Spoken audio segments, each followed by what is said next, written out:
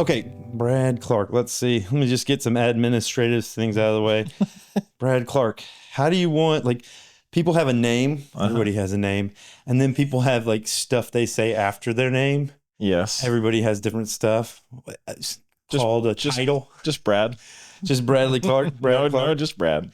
You don't want any kind of title or label? Okay. No, just... I'm just going to say good friend. Yeah, it works. Good friend. That fits a lot of things, so... And Phil Phails, I fail at something with every guest. Okay.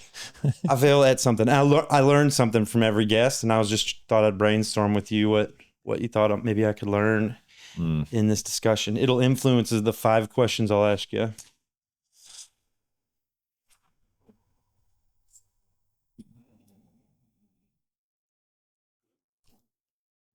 I could share a couple of things I know about you, but I haven't been hanging out with you a lot. It'd be from like kind of an outsider's view. Fine. It'd be like, you've been extremely disciplined in learning martial arts. You've gone on a long journey of martial art mastery.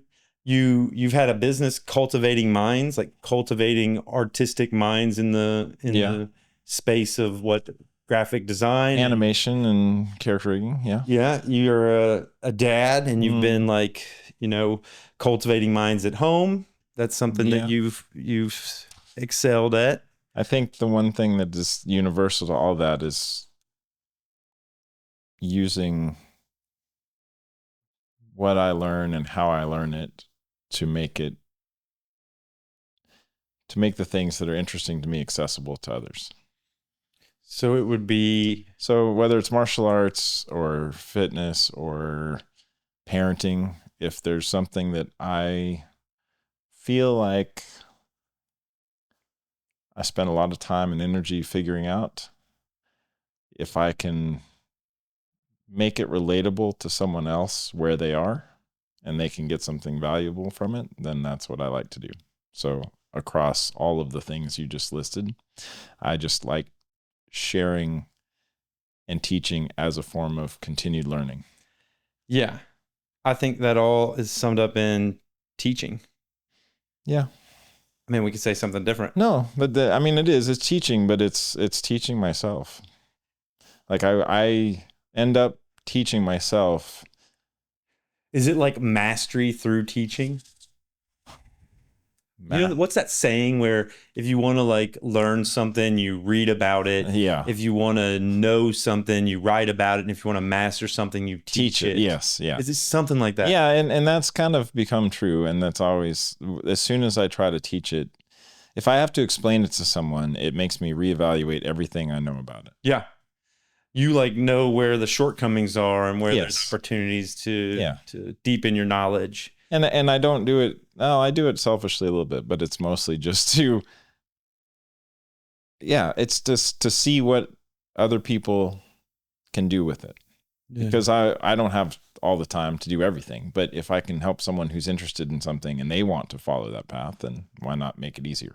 Heck yeah. Or at least give them the same direction, or get them not even easier, because it's not easier or harder. It's just, here's some things you might not have found or seen yet. And if you did, let's look at it together differently. Yeah. So I think I'll call that Phil Phails at maybe cultivating your mind. Maybe. When's the last time you taught somebody something? Me? Mm-hmm. Emerson. I guess I just taught her how to pan and tilt. You did. Yeah. And how many hours did you spend figuring out what you needed in order to share that? Oh my God. How many times did I fail? Have it like slowly go down? Yeah. Or how many times did you fail at just not asking for help when you should have? Yeah.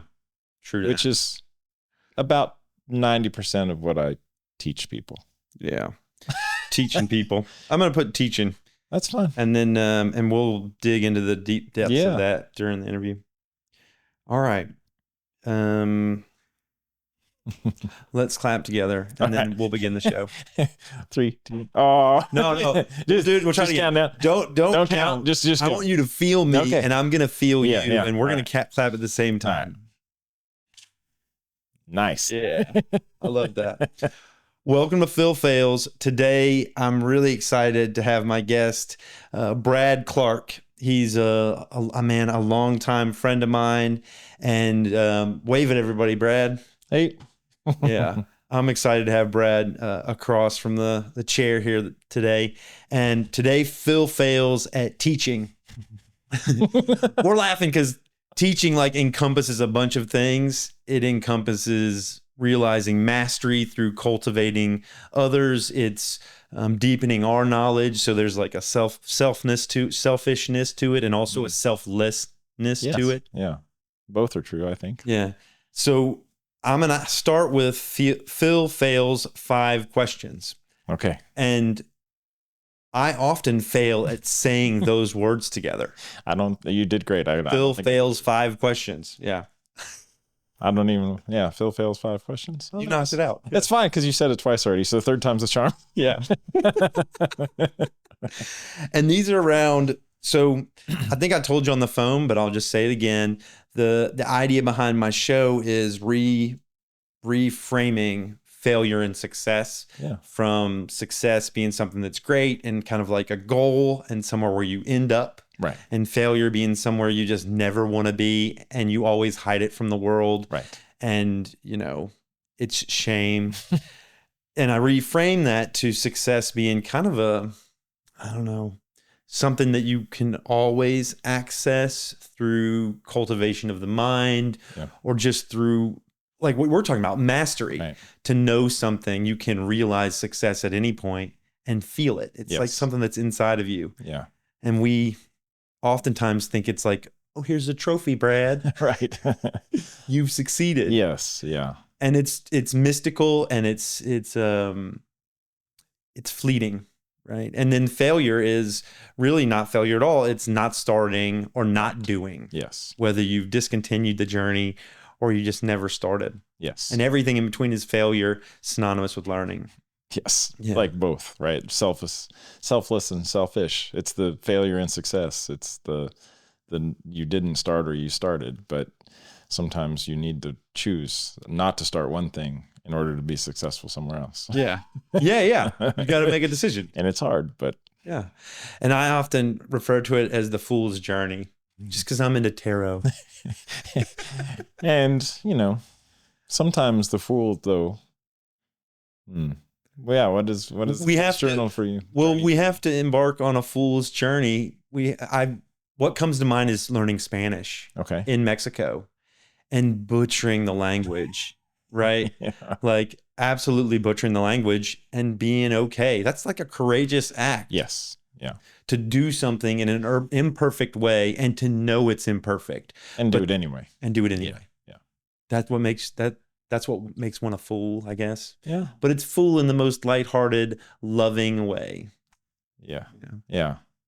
I think you could also frame it as like not letting ego stop you from doing something. Like absolutely. You can't be a fool if ego stops you from trying. The reason I reframe it for myself and for others is because I want to invite acceptance and set expectations in a way that allows people to have that courage of starting to do something. Right.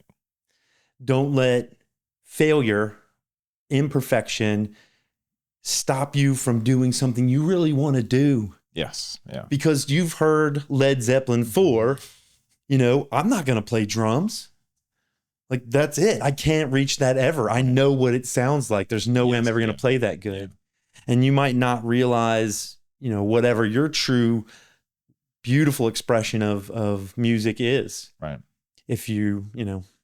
What's funny is I think when we talked on the phone, when you called me about all this and you started to describe the failure and redefining it and not starting, and I had literally had that conversation with a friend who was struggling through some things like, less than 24 hours before that. So I was like, oh, well, this is really fitting. So I got it. Yeah, it is. It was exactly how I was thinking about it in talking with them. So it was just serendipitous. Yeah. It's what brings you here to this chair. Yes, it is. Yeah. How can you say no to that? I'm like, well, I'm just going to finish this conversation with a new person. Yeah. Oh, I love that. Before these questions and before we started the show, we talked about areas in your life where you've kind of sought mastery. And part of that seeking mastery was teaching others, cultivating others within the same within the same artistic endeavor, whether that's martial arts, whether that's animation, whether that's parenting. And so we sum that up to teaching, even though it's way more than that. Yeah. And I'm going to ask you. We had to start somewhere. Yeah. I'm going to ask you the 5 questions. And the first one is, how would one fail at the Brad Clark brand of teaching? And remember, fail is like, what are the follies along the way? What are the, what are the trials and tribulations in teaching in your style? Teaching the Brad style. Yeah. Trademark. Yeah. I think to me, I don't know how other people, I know how I don't like teaching to be done when I'm observing it, which doesn't mean that I always get it right, but I'm aware of when it connects to me, and I see someone teaching in a way that is meeting the person where they are. And I think that is very difficult when it's more than one person at a time, but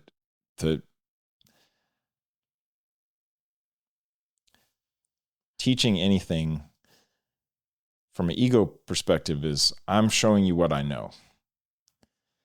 And then teaching from the way that I seem to continue to gravitate towards is, I want to share what I know, and I hope you know something that I don't, and I get it back equally. So it's an exchange, not of both directions, learner and teacher, not just feeding my ego that I know something and I'm showing it off. And not all teaching comes across that way, but I think there's a lot of times where either through comfort or through expectation of society or self, the label of teacher creates this perception that I'm supposed to know something. And I have to communicate that and show that other person something. And then the value is, if they get it and they do it, then I feel good. Yes, I'm a good teacher. And that's not how I end up approaching it. And for years of teaching people and mentoring or working with people or just trying to get better myself, I don't ever think of it as, let me show you what I know. Look at me. It's, I hope that I find out more by sharing what I know. And that means for someone who's new to whatever it is being learned, animation, a new parent, whatever it is, it's more about an exchange of ideas and mutual respect, and also walking together towards getting better at something. And if I have some information, I can impart it, and through a new beginner, their questions or their acknowledgement of understanding, or their seeing them understand what you were explaining, fuels me back. It says, hey, I didn't think of that question, or they asked it in a way that I hadn't heard before, and I had to think about how to answer their question and not just re-say the thing I know. So if I understand correctly, there was a part of this, it's a one-on-one relationship. Because you said to fail at it, you would try to teach maybe 10 people. 10 people and not pay attention to where they are. Yeah, there's just this idea of, here's what I am. Look at me. Here's what I'm showing you. And then that's as far as the exchange goes. Because it's difficult to meet multiple people where they are. Yes. But it's possible. And it requires you to be highly aware of how they're receiving your message. Yeah. I think of martial arts, when you have a room full of folks all learning. Yes. And it would take a high degree of awareness and also like languaging to give everybody, or maybe if you were teaching yoga or something, right, You're like, how do I meet everybody here? And that's intimate. Yes. And for me, we mentioned, my quote unquote day job has been for a long time to work with artists and animators. And I teach through online communication, whether it's text or video, and people are all over the world, and their frame of reference, their understanding of things is colored by where they are in their region, how they grew up, what TV shows they watched, all of the information. There is a foundational language that everyone has to kind of get on board with, right? Mm-hmm. Martial arts, animation, whatever. There has to be a baseline,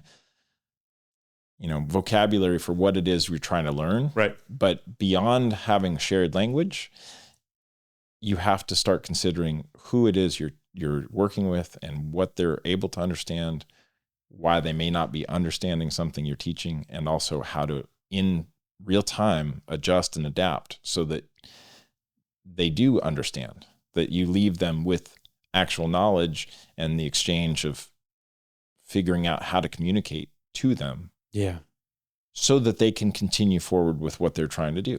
Mm-hmm. Whether it's to be better at kicking or to be creative, just not be afraid of making something, including mistakes. But, all of this is about being creative or creating something in yourself. Martial arts is creativity. All of it is creating movement. It's creating, strength. It's creating confidence. It's creating everything that is art is saying, here, I am sharing something and exposing myself to the world. I like the word expression. Yeah.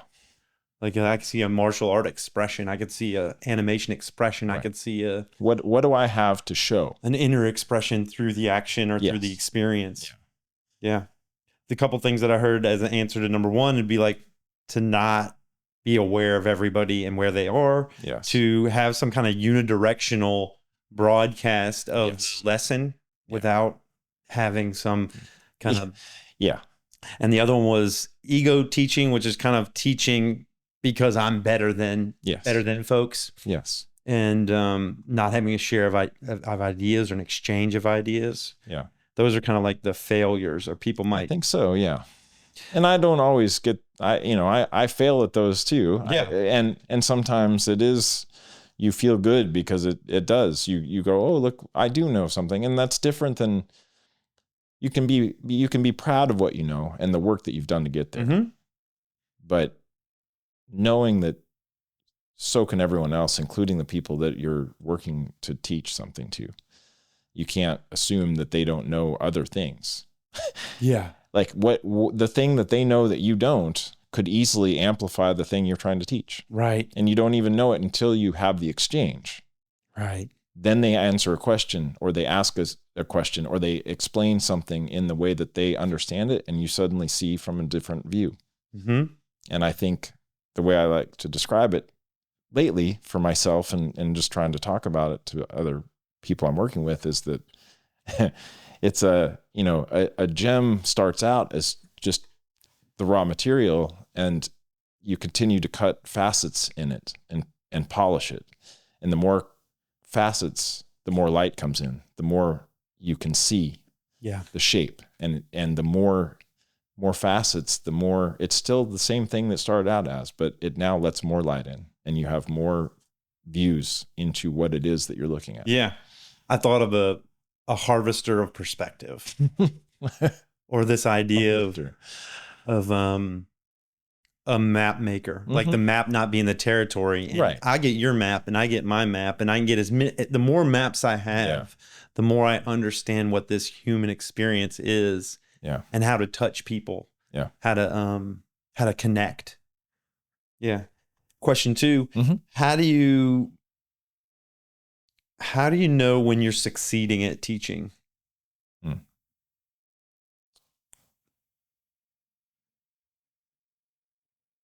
When the questions are,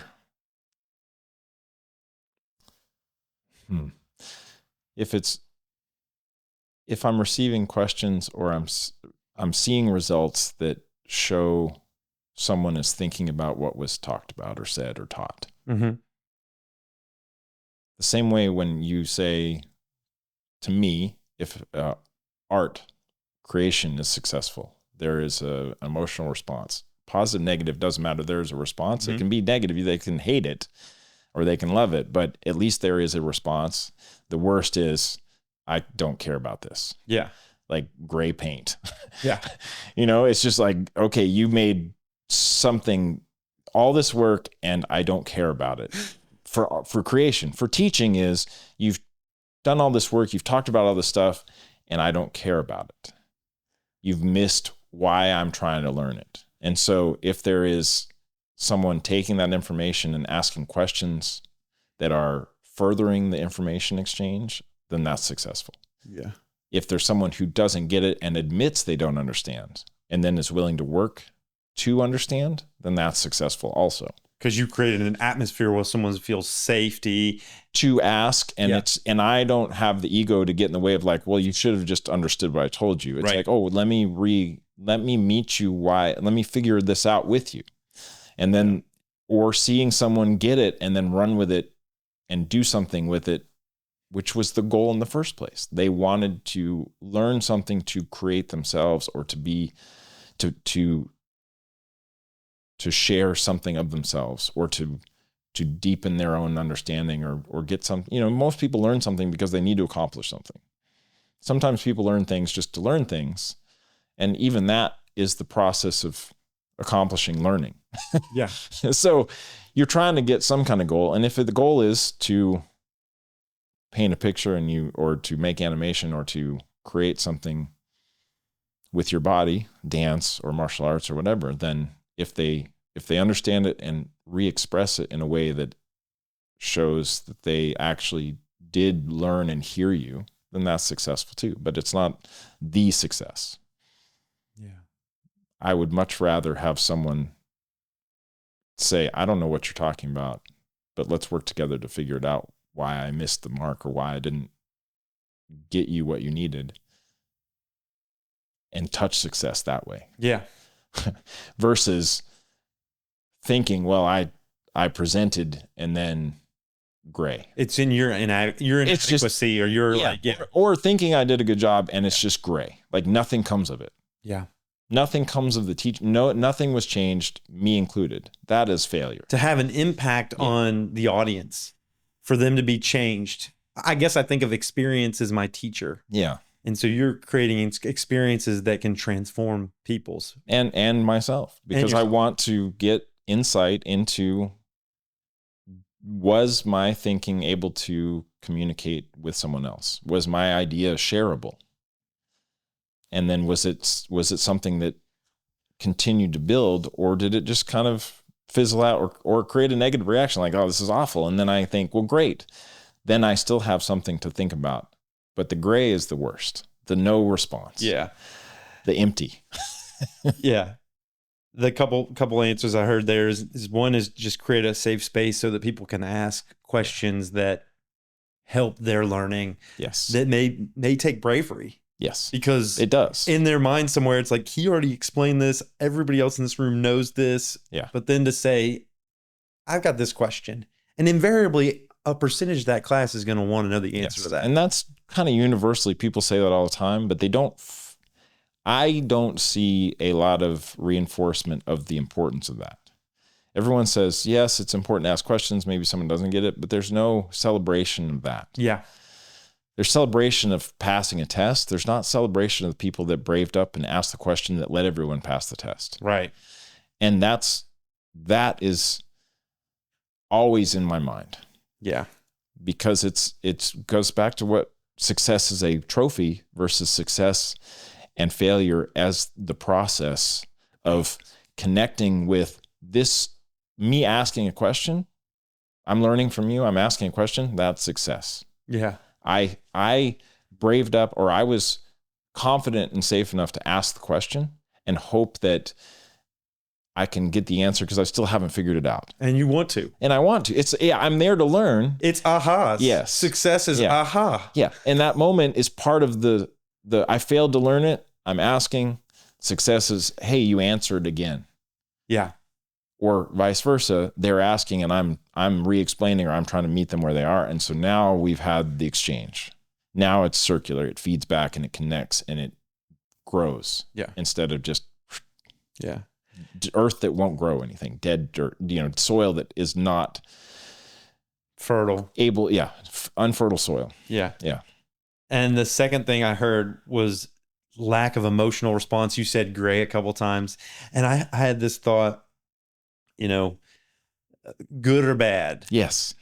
And with art and maybe with everything, there's some absolute value that I want to feel something. Yes. It can go in what you think is up or down, right. sadness, happiness, anger. Right. But I want to feel something. Yes. Make me feel something. Yeah. And I had an experience with a painting. You said gray paint. Yes. I was at a museum in Houston, and there was white canvas with white frame on the wall of I forget the museum. And I thought, what is this? This is nonsense. Yep. And I've talked about that painting more than I've probably talked about any other painting. Yeah. Yeah. So from an absolute value perspective, it affected me. Mega impact, right? Mega impact. The banana taped to the wall thing, like, people are like, well, that's not art. And I was in that trap when I was in high school. The trap of self-expectation and punishment. I wouldn't trust the process of just allowing myself to create. I had to know it has to be this thing. Mm-hmm. I need it to be this thing. And if it's not, it's a failure for myself, or it has to be commercial. I have to be able to I want to become an artist. It has to be what commercial art is. And I'd get in discussions / arguments with other classmates. And this is, high school art. So, advanced class, we're supposed to have these discussions, but I was so certain of it. And now I would just look back at myself and go, no, that was completely coming from the wrong place. Mm-hmm. It was coming from fear. Yeah. And I was afraid because it was I was afraid that I would be a failure. I was afraid to waste material because we were poor. I was afraid to make something that seemed like a waste of time to other people because then, it was just fear driving this idea of success, of what was supposed to be. And now, having kids and understanding that that's not the point. Yeah. Creating should be self-expression. It should be safe. It should be, who cares if it's a waste of time? It's not a waste of time, right? Those are perceptions and fear and societal pressures and random things that people that still have that fear say to other people that are doing that thing that they're afraid that they didn't do. Yeah. They didn't. I was never an artist. What a wait, right? They push that fear onto others because they're still scared. Yeah. Of going through the failure time or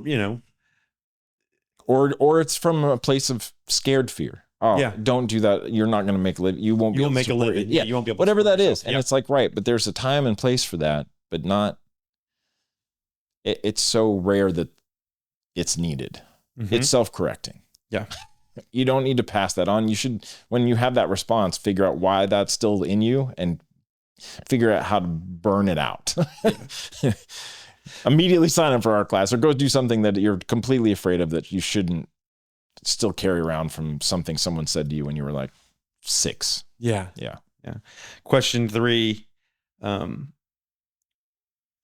How does this type of lifestyle improve who you are? I think you probably already answered this, but can you articulate again the fruit of this type of life? Yeah. I can think of easily some of the biggest and most important events in my life, or my closest friendships, or things that let me exist and still be here as a human, all attributed to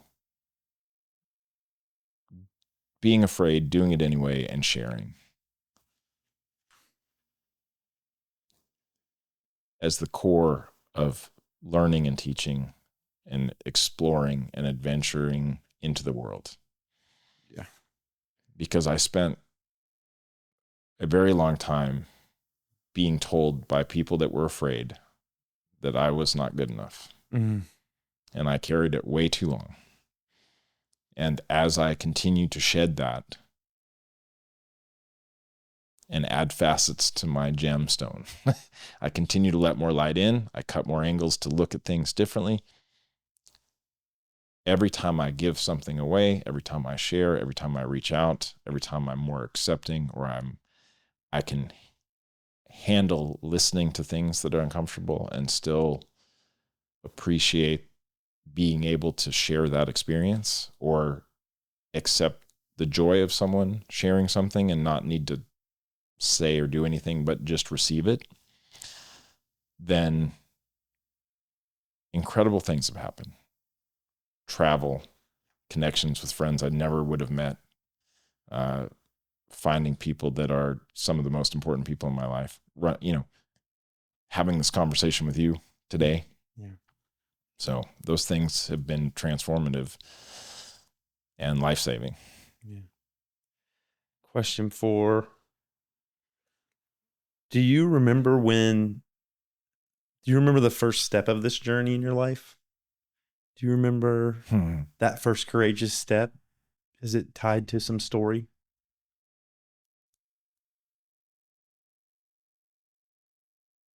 Several, maybe, but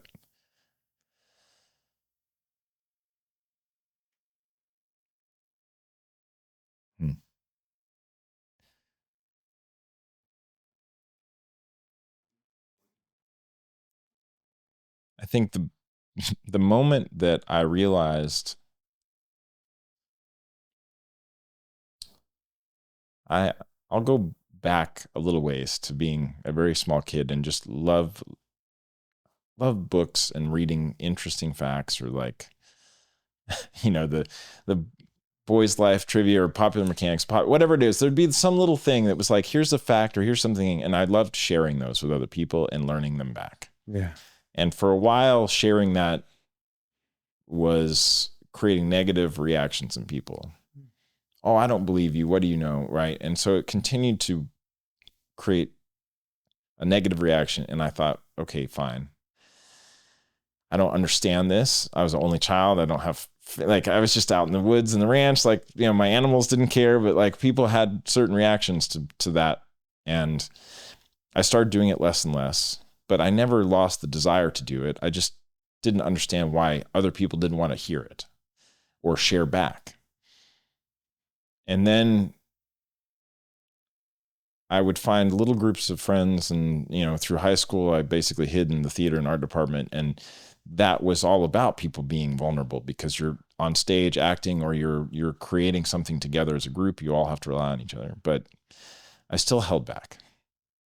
With my close friends, I didn't. But fast forward to being 19 or 20, going through school, and oftentimes being the youngest kid in a group of people learning something, realizing that I was understanding something that they weren't, and then helping them. That started including my instructors. So we'd be in a computer lab, and we'd be working on something new, and it just made sense to me. And so I would share why it made sense, and that would help people around me. And then we'd all go back to work. And then a few times like that, suddenly people are asking me questions, and then my instructor's like, hey, you've telling other people, hey, Brad figured this out, ask him. I was like, oh, okay. And then that was the catalyst of just other people going, oh, he knows, go ask him. Brad, can you help this person? And it just continued to build and build. And that reignited that feeling of oh, I have a fact. I have this information. I want to share it. Yeah. And when I would, then people, in this case, the right environment, the right people to receive it, they'd go, oh, I also figured this out. And so it started to just ping pong back and forth. And you'd go, oh, what else did you figure out? And you would just collaborate on the adventure of figuring things out together. Yeah. like tinkering or just exploring, learning. And then someone else, oh, how did you figure that out? Or I did it this way. And just that continued. My first big job, why I stayed at the job for as long as I did, why I ended up in New Zealand working on Lord of the Rings, why I became the go-to parent in a group of moms about babies. Like, like in every situation, that just continued that cycle. Yeah. So I became less afraid of sharing, and I slowly shed the things that were holding me back from doing it. And from your deep childhood, early childhood, when it got tapped down. Yeah. Don't share. Yeah. When you know something. Right. That's just going to make you a target. Yeah. Yeah. And instead it made me successful. Not letting that die. When you found your flock, when you found places where that was appreciated. Yes. And then expanding to larger groups and across the world. And then suddenly people, like, that's been 19 years now of what my job was, raising kids, learning all the time, but also being reached out by people around the world going, hey, how did you do this? Can you help me? Yeah. And that's, it's life-changing. Yeah. I think are you familiar with the neurodivergent love languages? No, I don't think so. So there's the regular love languages, right? There's like, I'm going to tell them in my order, which is like quality time, physical touch, words of affirmation, acts of service, and gifts. Yeah. That's the order that I normally put them in, from best to favorite to not favorite. Yeah. And then I don't remember the 5 neurodivergent love languages, but I remember one of them is sharing knowledge. Wow. It's when you deep dive in something, like I do it. I like learn, whether it's magic, whether it's, Rubik's Cube, whatever it is, I like go deep. Yes. Like I'll just watch videos after videos. I'll read articles and I want to share that with people. Which is, I think, why you and I are friends. I love sharing it. Yeah. It's like a part of what nourishes me and I feel love. Yes. Yeah. And I'm giving love. Right. Through just sharing my excitement and passion for something. Yes. And I don't give it with expectation. And I never did when I was younger either. It was just like, I was excited about it and I wanted someone else. I didn't want to be the only one that knew this. Yeah. And it was startling and shocking to me that someone would react negatively to that. It was like, oh, it's just a thing I'm telling you. I read this. Like, you don't have, like, I have this resource. I don't know if you do, but if you don't, here's this thing. Yeah. And it created, it made me a target when I did that. So I just started you hide it, reducing and hiding. Yeah. You hide your superpower. Yeah. And then when you're 6'3" in high school and you already feel too big and too out. And so then you shrink and you shrink and you shrink your personality and you shrink your body and you hide. Can you just play basketball already? Right. Which is all, it's like, no, I just want to make art, right? Like, like whatever expectation, like, why are you, whatever it is, it's like cutting through the noise and hearing that and keeping that spark that you yourself covered. Yeah. Which has been an incredible change in the last year, is finding that ember was still there, still glowing, and throwing as much fuel on it as fast as possible as I could. Yeah. I think we're on question 5. Okay. I improv these questions. I'm saying that to buy me some time.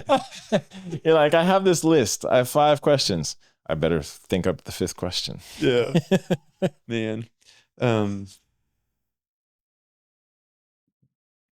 Where do you draw inspiration, or where do you draw, like, what fuels your creativity? I think what we've described is when I share something that I'm working on, or if I'm nervous about sharing it, it usually means I should have shared it earlier. But just when I just tell the fear to sit beside me or be quiet for a minute and let me do it anyway. There's something about fear. It's fear. Like you go where there's a little fear. Yeah. Or trepidation, or just like, I'm using fear as a generic catch-all because it's like, it is both harmful and helping, right? It's both it's back to like the two-sided thing, success and failure. Mm-hmm. Fear keeps you from doing certain things that would really be harmful. But when it's assigned to the wrong reaction, wrong input, when it's fear of being yourself or fear of self-expression, it's self-limiting and it feeds back on itself. So for me, it's a generic like self-doubt, self-deprecation, worry, all of that, anxiety, however you want to label it. Fear is like the easiest to just grab onto as a word that people know. And so I think when I picture doing it anyway, I think, well, I'm stuck. I need to think, how do I restart the spark? How do I get inspiration to do something? I just don't want to do it. Well, sometimes you just do it anyway, whatever it is. And it's just because you know the discipline, it needs to be done. It doesn't feel like inspiration, it's just the act of doing it, the act of starting, the act of committing to yourself to do it anyway, mm-hmm. tends to make everything better. Yeah. When I do that, the other side of it is when I share something or I get excited about something or, I find a new way to share something or I find something new to learn in the area that I'm interested in, then that also reignites. Like seeing something that I'm familiar with from a new view mm-hmm. is a huge one because it means that I had time to stop and look at something that I thought. And I use this example all the time in art. You give a crayon to a little kid and you say, draw a tree, and they draw something that maybe it looks like a tree or it looks like something that is not just the tree, the brown stick and the little thing, like the sun, may draw the sun, right? Like, whatever it is, they actually are looking at it. They're thinking about it. They don't have the icon built yet. Right. You ask a third grader, fourth grader, or an adult to draw a tree and they draw the shape, the generic, the little logo, the emoji version of what it is, right? Right. Here, this is a tree. When I catch myself doing that, when I catch myself in martial arts, in parenting, in whatever it is, food, when I catch myself stamping out the icon, when it's the emoji, when it's the shape, when it's just without thought looking at the thing and going, I know what that is. How can I give my impression of this? How can I look at this differently and provide someone a new, fresh take? When I catch that, I go, ooh, I should relook at this to see what it is, not see what I've stored it as. Right. Tree. Oh, that's this. But what kind of tree? What color? When? What time of year is the tree? Right? Like all those questions can be applied to everything. Why am I in this position for martial arts? What is it? What could it do? I'm teaching the same person the same thing I've taught for 20 years. Why am I still saying it the same way? Is that valid? Is it changed? Did it change, but the foundational stuff still needs to be communicated? Can I do that better? So I try to, when I catch myself drawing the tree and not thinking about it, mm-hmm. re-looking at it. And the people that I draw inspiration from are the teachers that connect and give me that input. When they trigger that in me, hey, I noticed this, you should probably re-examine or relook, or they restart that fire a little bit. Yeah. So that's how it's the way I try to do it, and I fail quite often because it's you get in a routine and habit in all areas of your life because it's efficient. We're pretty efficient. Yeah. We have a lot going on, and so we start to just store things, and it's good enough, it's close enough, but when you're trying to get unstuck, take the thing that you are 100% sure of And I guarantee that's where you start. You'll suddenly realize you don't know anything about it. Right. You reread a book, you rewatch a movie. Have I ever watched this movie? I didn't understand this movie at all the first time I saw it. Whatever it is, like just re-looking at the thing that you are so sure of, guaranteed to just create a whole new wave of thought and emotion and spark creativity. Yeah. I'm a seeker. A part of my life has been constantly seeking. And the way what you just shared resonated with me is I look for kind of the same kind of message through different voices because they all illuminate a different part of the tree. Yeah. But it's this tree. It's this knowledge, this wisdom, this like, I don't know, universal consciousness, just like shining another part of it, part of it that I needed to hear through a different face, or through a different language, or through a different, a different poem. Yes. Yeah. Yeah. And I think that's the beauty of teaching and learning is that when you share, you get exactly that. When you can be both the seeker and the sharer, then you can hear what those things that you've gone out and seek. Can you give that your voice, your lens, your understanding that you've uniquely created in your head? When you share that, you do that for other people, that you're just telling me that that's what you were looking for. Yeah. You add to the voices that other people can hear to get another view of their tree or another facet on the diamond or whatever it is. So it allows you to contribute to a greater whole when you share. And it's almost, I don't know how not to do it. Luckily, it never totally died. Right? I just moved it around and tried to hide it from the people that didn't want it, but it never stopped. Yeah. And when I meet people that are also that way, it is deeply, I'm grateful, because it's like, oh, I know you. Yeah. Yes. Yeah, I'm home. So yeah. Okay, those are the 5 questions. I've asked all 5 of them. And I love this part. At this point, I put down the pen and the paper and for like an hour and a half, I get to explore you, where you've come from, how you became the person you are today. I like to start that out with a game. Okay. Because, in the next bit, I'll invite you into sharing about your life in an intimate way. If you're open to it, sure. You don't have to, but I'll invite you there. Yeah. I've been talking to people about what my art is, and I think it is an invitation for folks to share about their life in a vulnerable, authentic, and honest way, in a transparent way. Mm-hmm. I love it. And I think it's not done that much. No, not visibly anyway, not in our culture lifetime, my experience. Right.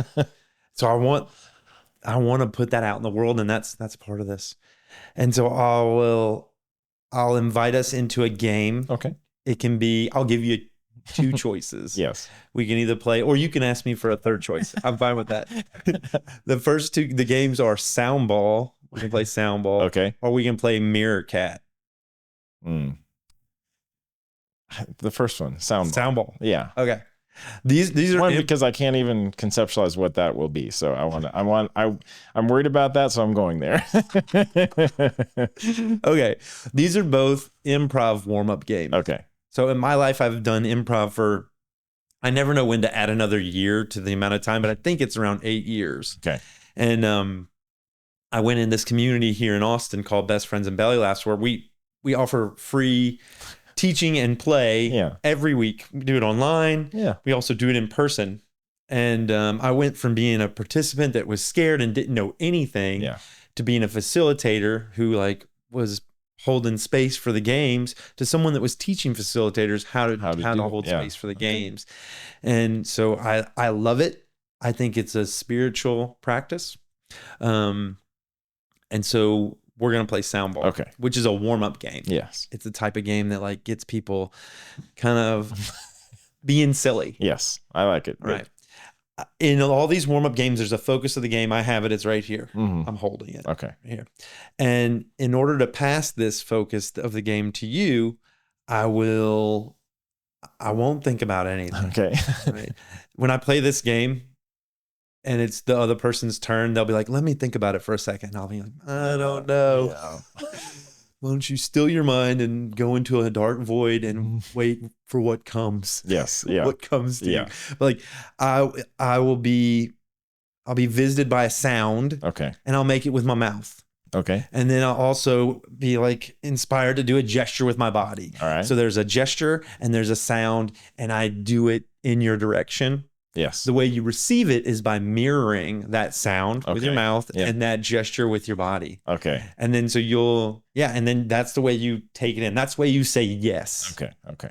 In the yes and tradition of improv, you say, yes, I will go into this silly place of sound and movement. Okay. Sounds good. And then you put that down and come up with your own sound and movement. That's how you say and. Okay. And I will return this with my own expression. Right? Yeah. So are you ready to play? Yes. Okay. I'll start. Okay. Thanks. Let's see. Oh, oh, oh, oh, oh, oh, oh. Oh, oh, oh, oh, oh, oh, oh.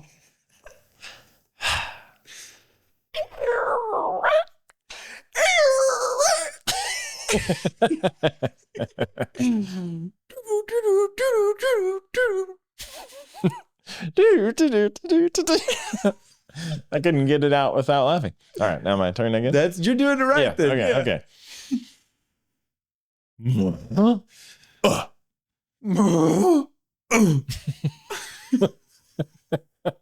And now I'll invite us into some awareness that the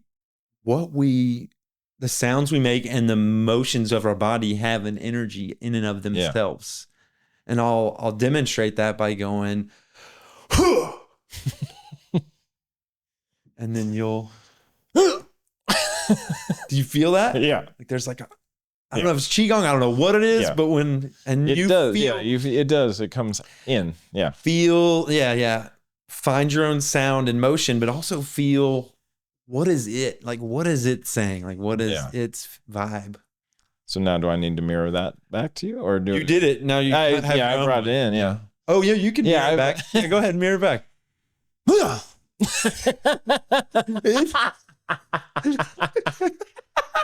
I had a jump, dude. You can't.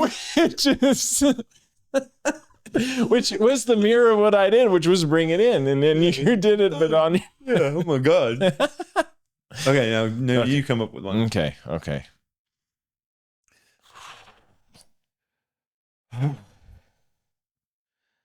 Yeah, some of them could be delicate, like tweet, tweet, tweet, tweet, tweet, tweet, tweet, tweet, tweet, tweet. Tweet, tweet, tweet, yeah. Tweet, tweet, tweet, tweet, tweet, tweet, tweet, tweet, tweet.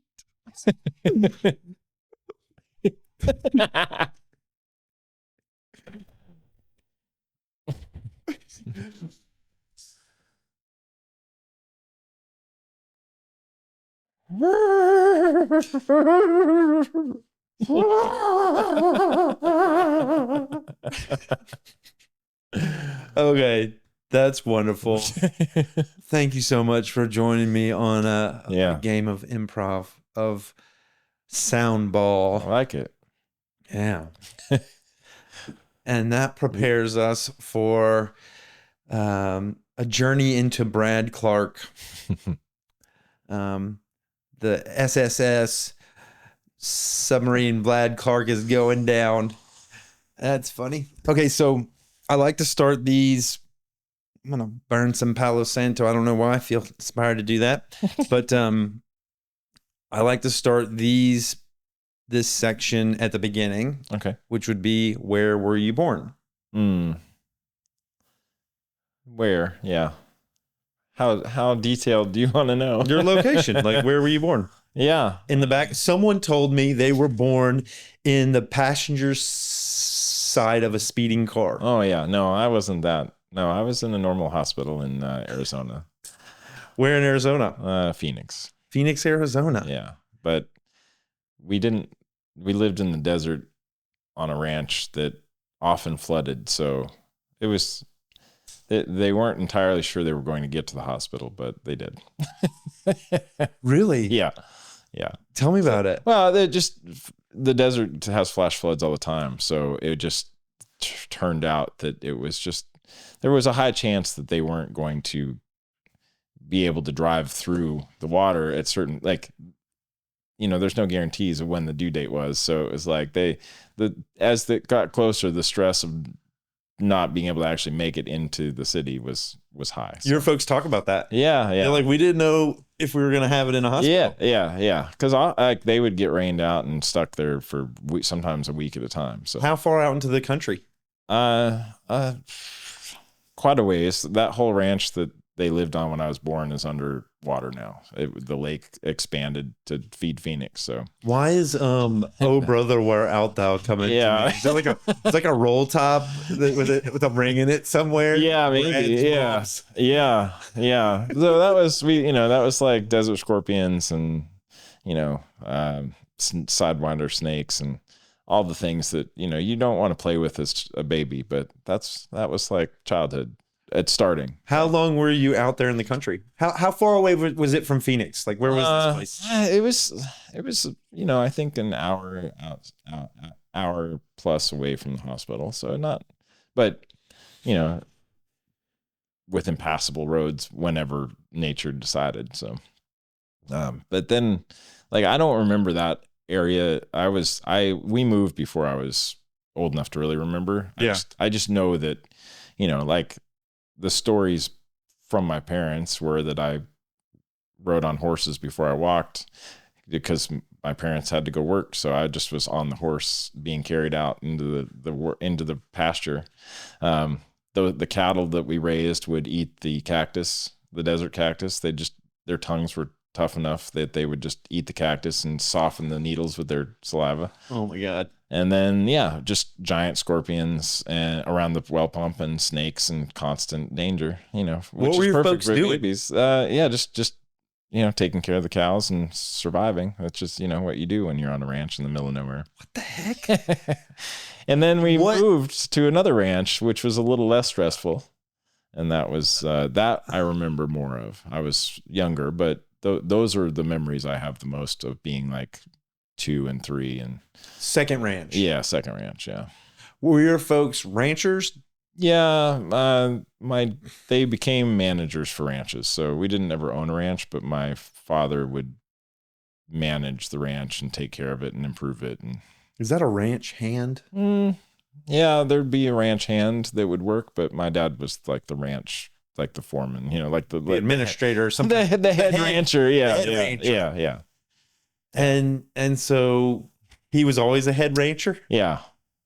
It's up until, for a long time. Is he still a head rancher? No, he's still a cowboy. He's still alive? Yeah. My dad is still, he's still a cowboy, but not a rancher anymore. He wears boots. And a hat, yeah. And a hat. Yeah. A Stetson. Yes. Yeah. Do you own a Stetson? I do not. Do you own boots? Not anymore.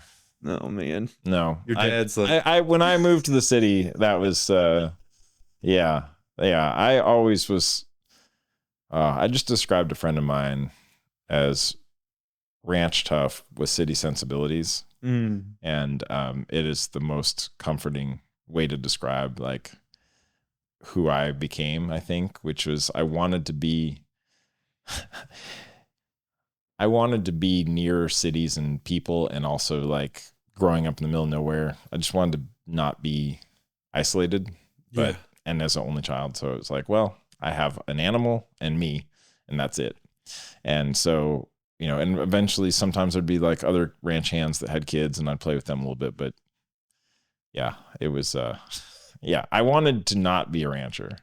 I survived it and I enjoyed the freedom of it, but I did not want that work of 24 hours a day, waking up and having some emergency or there's just something always going wrong. Ranching is like perpetually just trying to keep things alive that don't want to be. Or when things constantly trying to kill them. Yes. Yeah. 4 a.m. waking up and driving to a pasture with headlights to help a cow give birth to a calf that she couldn't give birth to or was going to die, or, and then keeping the coyotes away from the calf being born and then, whatever. It's just waiting for the school bus, and the cattle there was a storm and they broke the fence down. And so I'm waiting for the bus. I look over and there's suddenly like cows in the way. And so I have to like shoo them off the road and go tell my parents and then catch my bus to school. And it's like, 4th grade or something. So what did mom do? She was also like, when you both just worked, like she took care of me, but she was also the other ranch hand. So, it was work at home. Like original work from home, remote work. They were in the remote. They were in the remote and working from home. And then I just went along with them. So is there a story behind you being an only child? Did they only want one kiddo? Or my dad had a giant family and my mom did not. And she did not want to deal with fighting siblings. So she, I think, only wanted one kid. Yeah. So, and I get it. Having two, I didn't know I wanted any. And then having two, consciously working to make sure that they knew that they were it for each other, that they had to care for each other, and not allowing sibling animosity. And luckily who they are as people, like they love each other. But I didn't get the choice. So I was an only child, and we moved a lot. So it made things really interesting. You didn't know that you wanted any kiddos? Well, after, years later, when I was no longer on a ranch and we weren't ranchers anymore, my parents had divorced, and I was like, I don't know. This sucks. I don't think I need to do this to someone else. Which turns out you don't get to control that. You never know. So I got over it enough to have 2 beautiful kids. Yeah.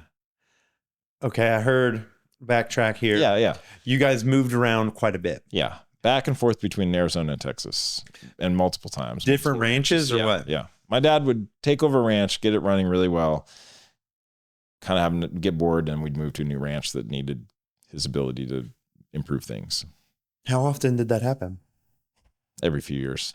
So I talk to people that are in the military, like military brats, quote unquote, that were just because they move all the time. And I was like, oh yeah. When I tell people how much I moved, they're like, oh, were you in the military? I was like, no, we were just ranchers.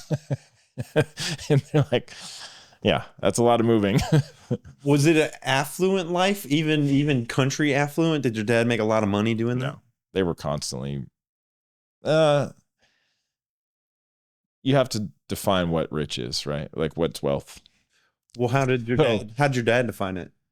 I think both of my parents had enough we had housing provided for us. We had a freezer full of meat and oftentimes lots of gardens, so like food wasn't really a big concern and housing wasn't a big concern.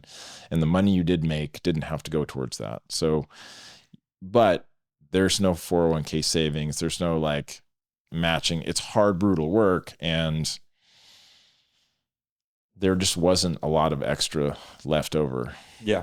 So there's no like mountain vacation home. There's no like, it's not like you're going to suddenly like be, maybe someone does, but usually that life is labor and it's not rich. But I watched my mom sacrifice things for her to give me whatever she could the entire time. I mean, up until her last breath, she did everything for me that she could just to make my life better. So yeah, it was a definite model so we moved a lot.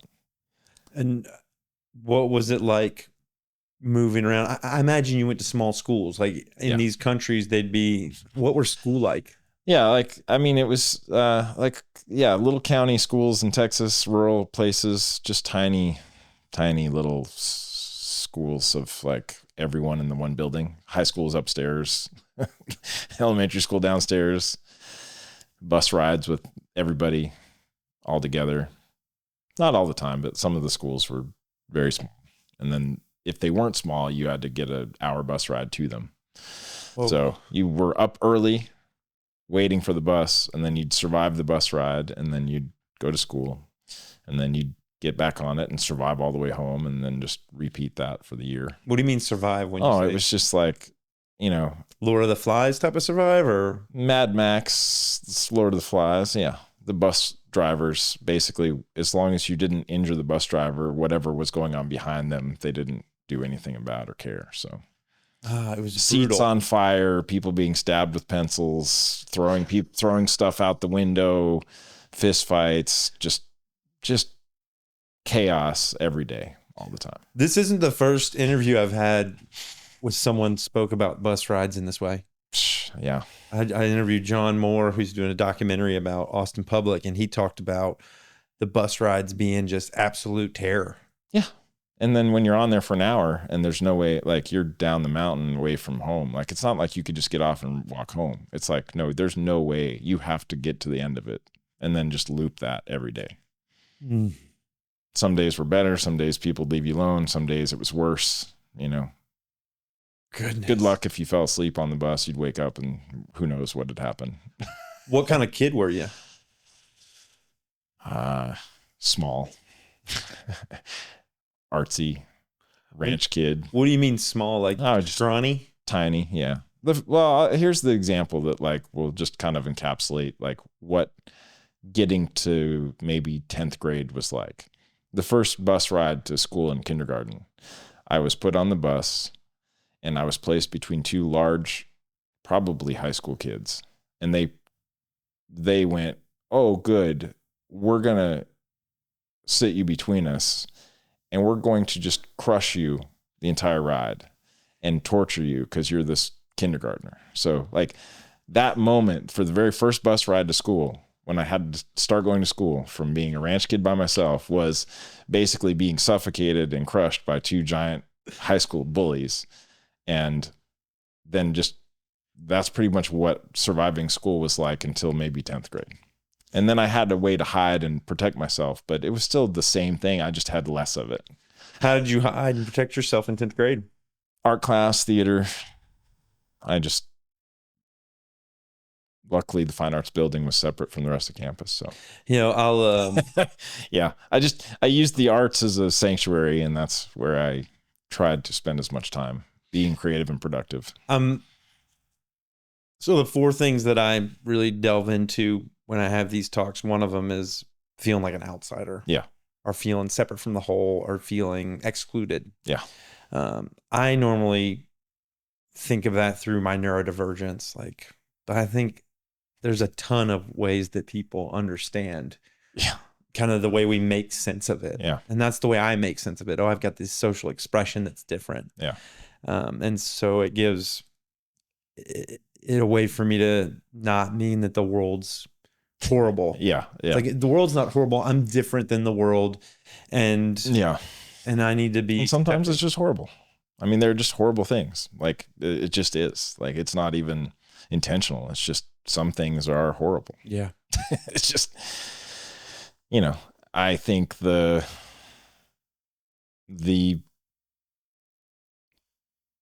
it's rare for someone to go through a long part of their life completely isolated from that, like from awareness or having some kind of something for them that is bad. And sometimes it's a very short season of it, right? You have like one friend that is not your best friend after a while or whatever, or you have one major loss or there's something. But I just know for me personally, every time we moved, it was like a new trauma. It was really a new loss. Restarting, I would finally have a friend. We'd move. I'd start over. It was just constant loss, grief, restarting. I was constantly an outsider. Yeah. Even when I was going to little country schools, I was the ranch kid. And if you're the kids that are in the town, they're like, well, we don't live on a ranch. We don't why are you, rural doesn't mean rancher. Rural means still country life, but with you still live in a town. It's not ranch life. So, I grew up around surviving every day and horses and animals, and that made sense. People were just like, why are you acting this way?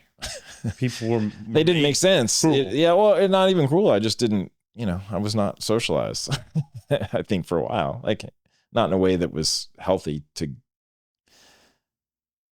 I didn't make things easier for myself because I didn't know how. How could you? Yeah, I couldn't, but I also make things easy for yourself. You're just understanding when to not dig in my heels or be stubborn, or just, I don't know. I can just think of examples where I just knew what I knew. And when people reacted poorly to it, when I was younger, I was just like, I don't know what's wrong with you. Like, why are you acting that way? Like, I just couldn't comprehend that someone would be mad that I could draw. Right. Like, yeah. Why would that be held against me? I don't get it. But there's this, I don't know, there's this toxic masculinity, or this idea of country life as being men being switchblades and and denim pants and fast cars and chin and not artwork. Yeah. But I think what's weird is that that perception is just as harmful to those areas that are.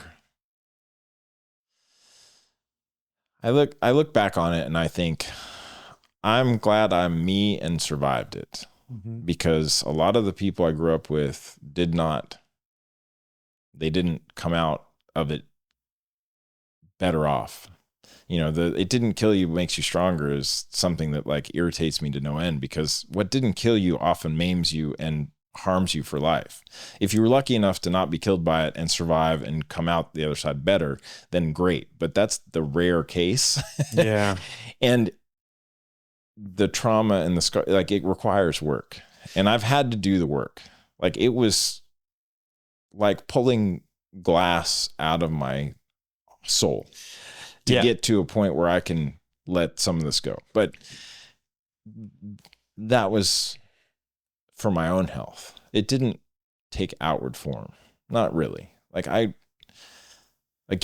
think if you're bullied or you have these things, you have the capacity to take everything that's been done to you and apply it just like a sharp weapon or a sharp knife or a scalpel. You can go, oh, I've had a lifetime of what hurts. I can use that effectively. And I was aware of it. I was aware I was strong too, but I didn't get in fights. And I was aware that I could be harmful with my words, and I tried desperately not to be. Yeah. But you still fail at that too. I think of, these Rubik's Cubes are here because I've thought about when you're born, you come out of your mom's like a 2x2 Rubik's Cube with all of them right. Yes. All the yellows at the yellows, and this isn't like that, but all the blues at the blues and whites. Yeah. And you're perfect. And unscrambled. Yeah. You're organized. Yeah. And then every time, some stranger kicks you in the face for no reason, there's just like a little turn of like, what is this world about? Yeah. Yeah. And then maybe you say like, is it something wrong with me? Right. Am I ugly? Did I say something? Or maybe your dad is overwhelmed and doesn't meet you in a way that's helpful or loving, and you get a turn. Yeah. And then puberty hits you, and that 2x2 turns into a 3x3. Right. Yeah. And then you have this more complex world, and you're met with this scramble, but now there's extra ones and they're scrambled. And then there's this whole thing. And it feels like they start scrambled.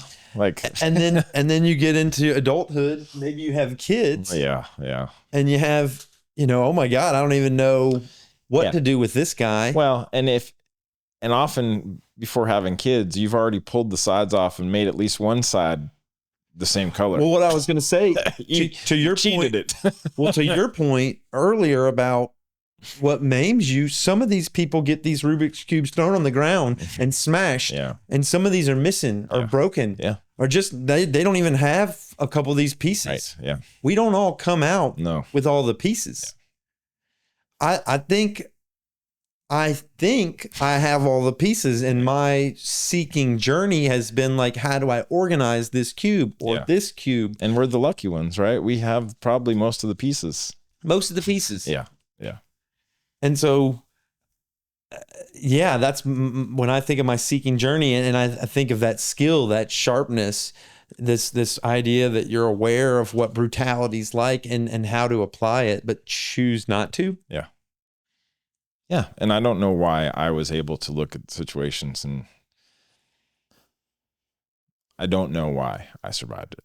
I just knew that part of it was an overwhelming sense of not making stuff harder for my parents, who had already given up what I felt was too much. Yeah. By the time I was old enough to really understand like the consequences of what was going on around me in high school, and just those choices were still my, like, the grounding rod, or the baseline.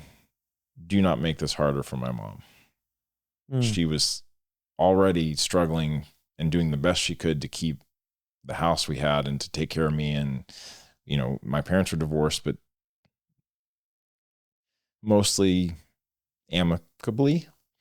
Like, it just happened like everything else, right? You just, like, it'd be easier if it was just something, it would be easier to process for me, I think, if it was just hard black and white, where it was like, well, someone did something, and then it was like, well, that's clear that this is better off. But it was like, no, this was just a surprise, but they did the best they could to care for me. And so the thing I could do is do the best to care for her. Yeah. And it kept me out of trouble. When did the divorce occur? How old were you? Probably 13, 7th grade, somewhere in there. 13. Somewhere in there, yeah. So, like, it was already difficult, like, but yeah, I don't know. I just handled it differently than I think a lot of people, or the people I know, had. Mm-hmm. What was family life before the divorce? What was your relationship with your dad like? Good, but he was a product of a lot of large family, youngest kid. So he had his own chip against the world.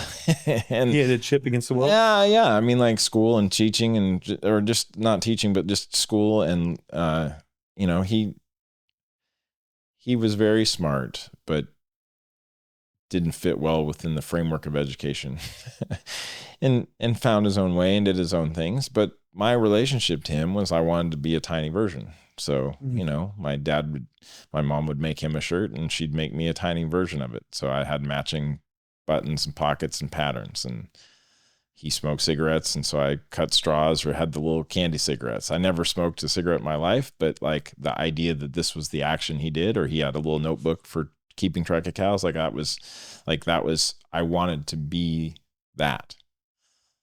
But I also wanted to be my own person too, like, within that. And that didn't always align with the people around us. Yeah. What's that mean? It means having any emotions. Expressing emotions. Yeah. That you didn't just drink away. Yeah. So your dad drank? Some, yeah. But not like a lot of the people around us. And again, it's not some people definitely were alcoholics, and it was detriment to them. But just the processing of life was like, well, it's hard. You know, what is it? There was no value in it. Like, and there, you know, culturally still, it's like, well, men don't cry, or, you know, there's just like this macho thing, or there's like this tough guy thing. And it's like, I don't know. I cried all the time. I still cry.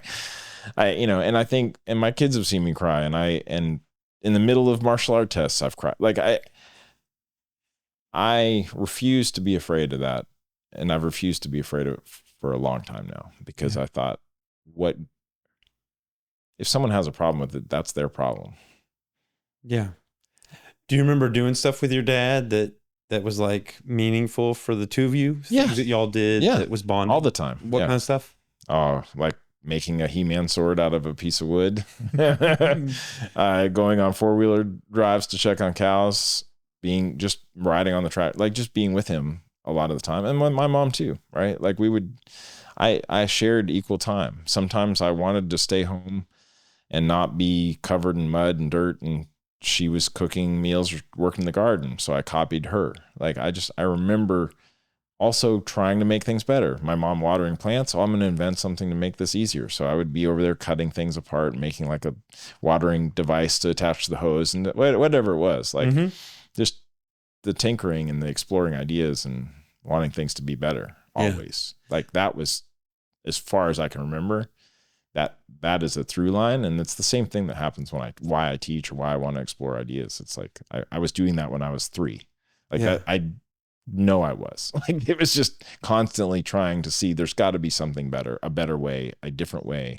Iterative improvement or some way to like, just, I can impact the system in a positive way, but through tinkering. Yeah. Did your dad tell you he loved you? Yes. With those words? Yeah. He did? Yeah. Did he? Not. How did he? No? Yeah. Not. I will just say I say it more.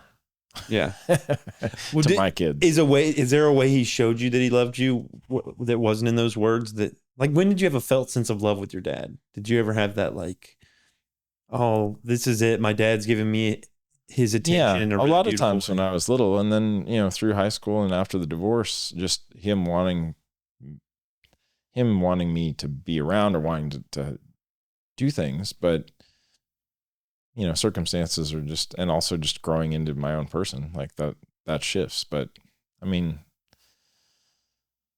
there's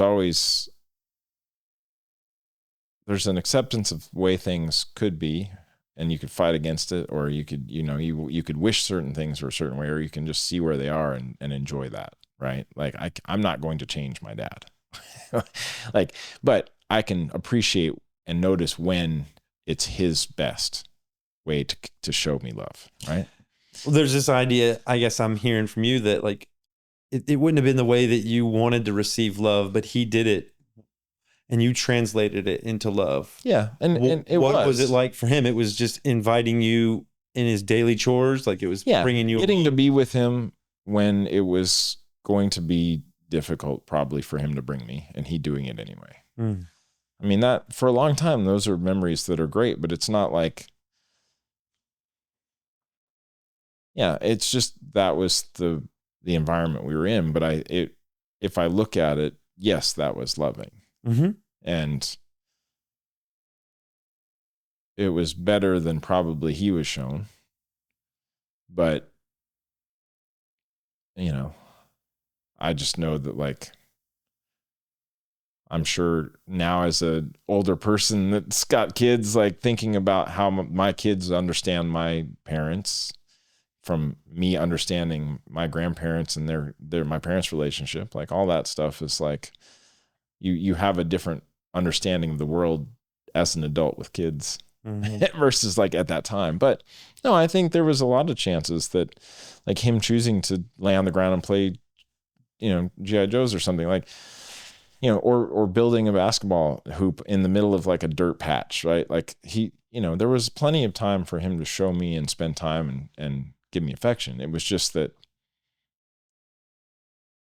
and I was luckier than most. Just knowing my friends, I think I lucked out. What was it like with your friends? It was just neglect, or harsh, or mean treatment, like physical abuse, or emotional abuse. Yeah. And my dad was a creative person. He could make beautiful jewelry or do leather work, or he was a creative person himself, and he would use that as a way to express himself. But so I mean, there are plenty of people that, neighbors that were being abused by men that never dealt with any of the fears that they had growing up. Was there any emotional or physical abuse in your household? Not really. There's, you know, some, I wouldn't even say abuse. There was some spanking when I was little, because like, that's just what everyone knew was punishment. Spanked. Yeah. Like hand or a belt? Sometimes. And sometimes it was like, but it was always very clear. Like it was one or two, like it was not excessive. Yeah. Yeah. I mean, I had it worse at school, honestly. The principals were worse than my parents ever did. You got spanked at school? Yeah. wooden paddles with holes drilled in them. Oh man, I got spanked at school too. Yeah.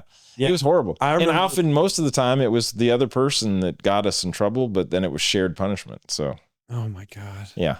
I mean, sometimes I'm sure I did some things, but as the receiving of bullying, quite often I was tangled up in a situation that I should have been protected, and I was just shared punishment for. So what do you do? Did you define yourself as a child as a good kid? Yeah. You did? Yeah. You were making good grades. You weren't causing trouble. Yeah. I tried not to. I mean, I tried to live from a position of don't make things harder for my parents. For your parents. Or my life, or just myself, but also just, I knew,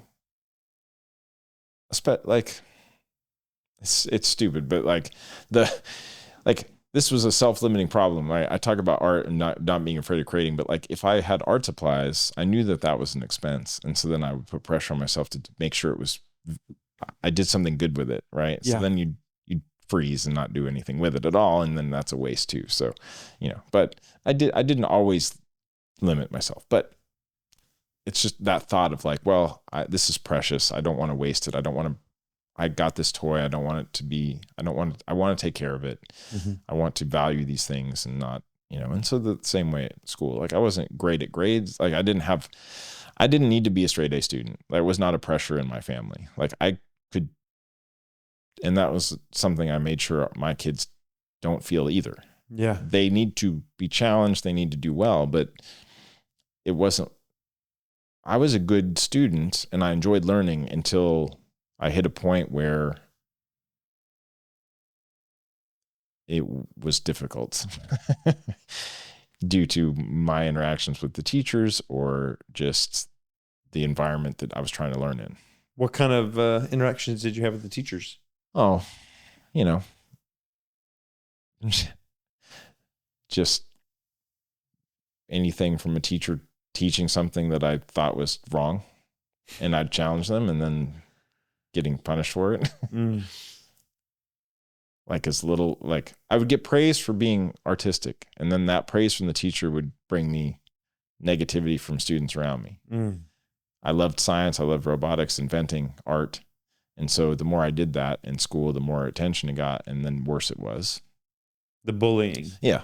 Or just harassment and bullying and violence and whatever. And then, but I also still was adamant when I learned something. If a teacher was teaching something wrong, I was like, why are you teaching us this? Like you're misleading all these people. It was just like a sense of injustice. Like, why are you telling us this? This is not wrong. I know this is not right. You know? And so then I would challenge it and get in trouble. And then through high school too, it was like, when I was struggling with grades and I'd have a teacher that I just didn't get along with, it was just, I still like had a streak of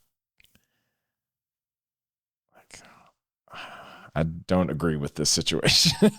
Yeah. You said violence. It struck me. Yeah. Were you beaten up in school? I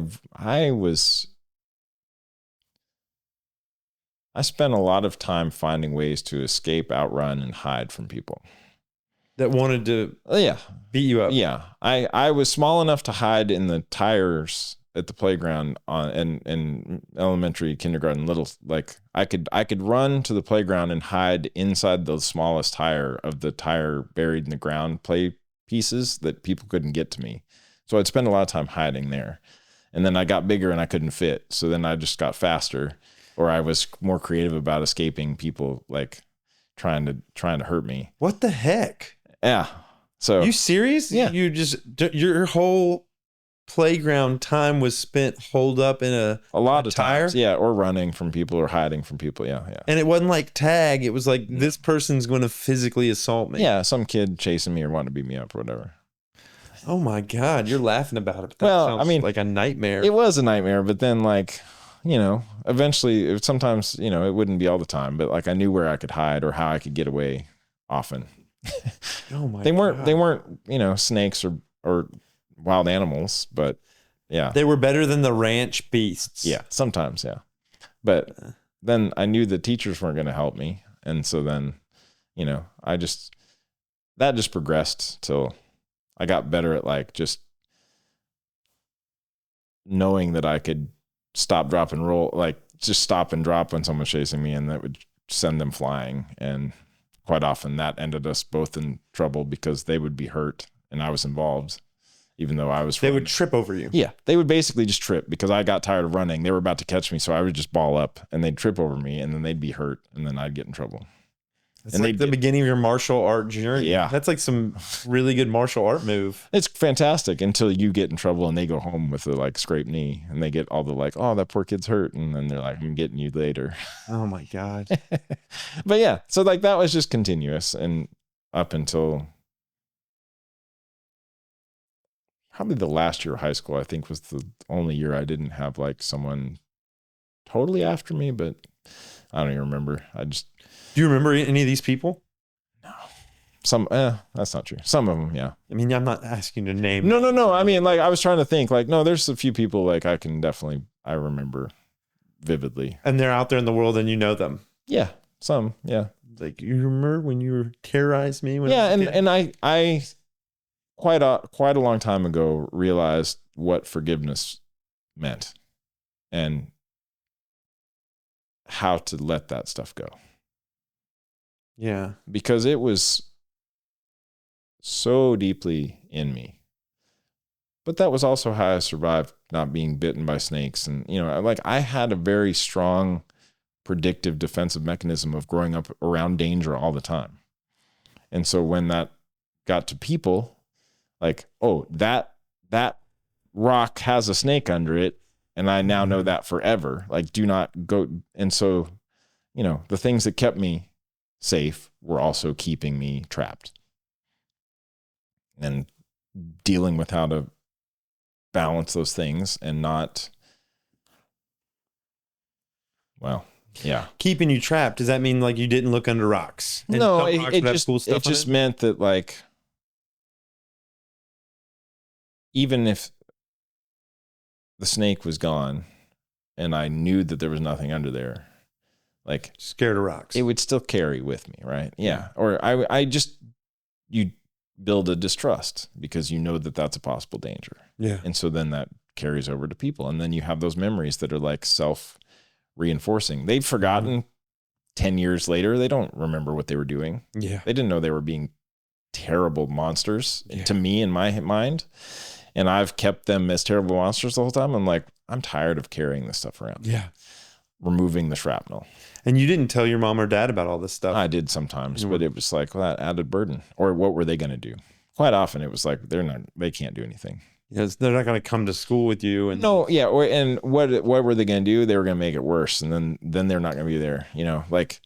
Talking to the like on the bus ride, like that, people would find me when there was no one else around. And so you're just like, okay, I guess this is when I'm going to hold the back seats of the bus and kick you across or like it just delayed. Right. So I just got better at hiding and escaping. Oh my God. Which meant I didn't get in a whole lot of fights. I was, quite often narrowly missing them. Yeah. How do you incorporate that into who you are today? Like, do you have any stories about how that changed you or how that made you the man you are today? Well, for the negative, yeah. It just made any negativity self magnify 10,000 times because it was like, oh, this is what I would have been bullied about that, or this is still a trigger, a memory, or a sore point. So I'm going to like, that is what comes forward instead of seeing the thing or meeting where it is or listening to the fear and doing anyway. Like I still pushed through it, but it was every time like just struggling in quicksand instead of just living. And it came out, I said the Rubik's Cube is interesting. I said then some people start off as parents with the pieces popped off and you think that it's solved. Yeah. Well, I don't know. I read a lot of parenting books and not once did they say, oh, you're having a kid. You better look at yourself in the mirror and get your shit together. Not one. They're like, worry about diapers and baby proofing, but not one book that I find parenting advice saying, do you have your house in order for yourself? Yeah. Because they will find every trigger. They will re-expose every self-doubt and worry and memory through the ages. Yeah. Oh, yeah. Well, no, the thing is, do you know that you're about to have to reparent yourself from the ground up in a positive way, just so that you can parent them in a positive way? If you are a aware parent. If you're not aware, you just pass the damage on and you think that everything's fine. You just keep spinning that Rubik's Cube. Yeah. But my kids didn't allow that. They made sure it was very clear that they needed me to do the work, and they weren't going to respond to anything but. Yeah. So I think that's who it made them, the question, how did it impact me and who I am? It made me overly concerned with other people to the point where it took away from me until I did the work to find a balance where I could show empathy, where I could show love, where I could be there for people and not carry all of it dragging behind me. Mm. The worry I'm not good enough was the constant thread. The fear of I will be exposed and it will be a target and I will be picked on or seen less than, or I'll lose a job or whatever it is, or I will fail, whatever it was, that was the continuous noise. Yeah. The through line. Yeah. And so it limits all kinds of things. Yeah. It also fuels me to really, really want to understand and know things because the fear of being exposed, but it also is completely damaging. I lucked out that was the result. Yeah. That it made me want to prove myself. So I did more work instead of tear people down or try to, become a part of the system. I lucked out. And then when I had to do the self work and dig through it all and remove remove all the shards of glass that I had covered over and not dealt with, but I thought they were. I'm like, oh, no, that's all in there. Let's finally get it out. Yeah. And then I couldn't trust it. So then you have to continue to rebuild the trust in yourself that know you did the work. That I'm not good enough applies to your self-work too. And you have to put that aside. Yeah.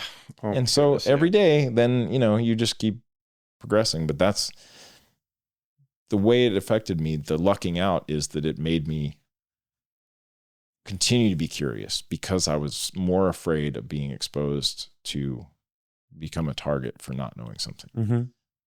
But it's not fun. Yeah. It's exhausting. Well, back to your mom and dad. What was your relationship with your mom like? Did you have a good relationship with your mom? Yeah. How did she support you growing up? Or did she? All the way. Yeah.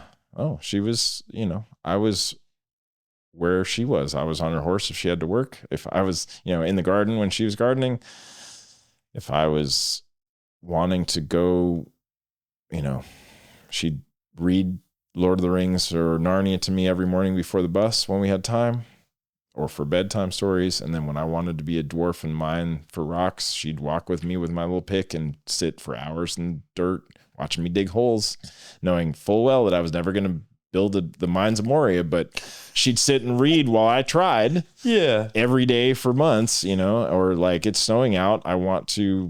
It's the middle of winter and I've built this little floating thing. I want to see if it floats. It's going to be a boat and it's freezing. It's 30 degrees wind chill and the water's about to freeze over, but okay, let's take you out here and watch you sit on this thing and sink into the water and be frozen, but we'll warm you up in a minute. It was draggy.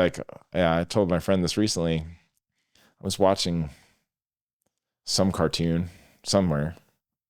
I can't even remember what it was, but I'd wanted to build a plane or something. So I took a red wagon and I started attaching wood to build wings. And I'm building a plane. I'm like, this is going to work. It just needs to go fast enough, because I'm sure it was yes.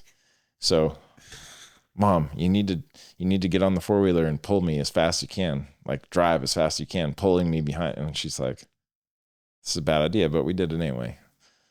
She wouldn't go as fast as I wanted to. And I'm like, no, now we need a ramp. And so, it just continued to escalate, but she'd go along with it for quite a while. So yeah, she was highly supportive. Yeah. Yeah. I get a sense from your dad that you would kind of go along with what he was doing and your mom would go along with what you were doing. Yeah. Quite often. Yeah.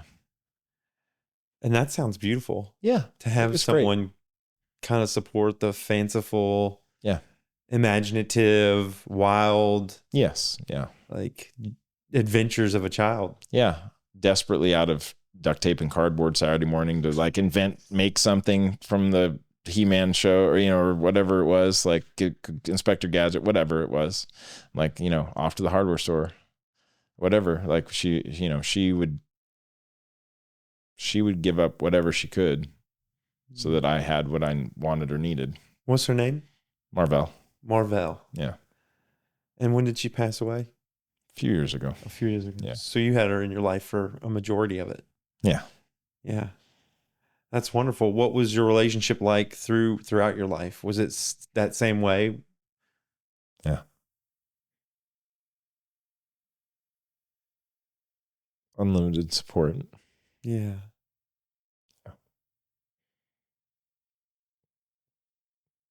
And with your kids? Yeah. Proud of me as a parent, proud of them. Incredible with them. And refused to be a burden till the end. Refused to be a burden. She didn't ever want me to have to deal with. She wanted me to have a life that didn't have extra burden. And it's funny because that's how I felt about her. Yeah. So, yeah. I wonder if she passed that down to you. Yeah, she did. And when she passed away, I told my daughter, I said, the lesson we're going to learn from this is will it be a burden on each other? It's okay to ask for help, but not need it. Like, it's okay to need help and ask for it. It's okay to need help and want to do it yourself. And it's okay to just accept the help when it's given, even if you can do it yourself. Yeah. Yeah. How do you reframe, like, just take away burden? Yeah. And how do we say it's a gift to have someone else be along with you, which was to include someone else into your tribulation or your, that was the only thing I had to, like, the only thing when my mom passed to do was to just sit with the fact that, like, I couldn't do anything. She took care of everything else. So all I could do is sit with the emotions of losing her and know that I couldn't have changed or done anything different because she didn't allow it.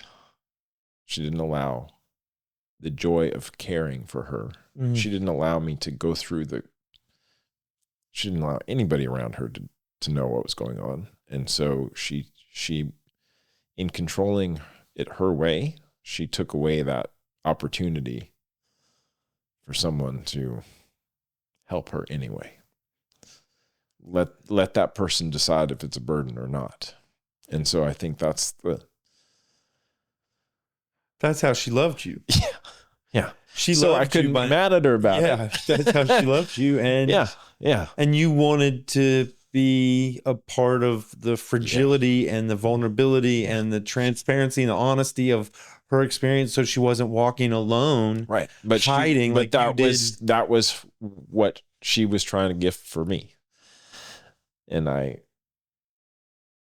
can't fault her for that. I had to just in that gift, I just had to process it and move. Like, all I have to do is worry about how I feel, and be there for her friends, and But it was also one more shock, one more move, one more, the divorce just happened. Like, it was just one more event in my life where I was like, well, I'm powerless over this. This is out of my control. It's just happened. And I have to accept what is. Yeah. Which has been incredibly valuable. and devastating and somehow comforting at the same time. Like, just what an amazing lesson in how to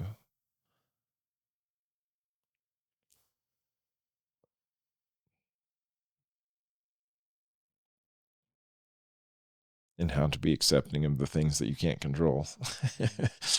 The serenity prayer. Yeah. Yeah. Part of it. Yeah. And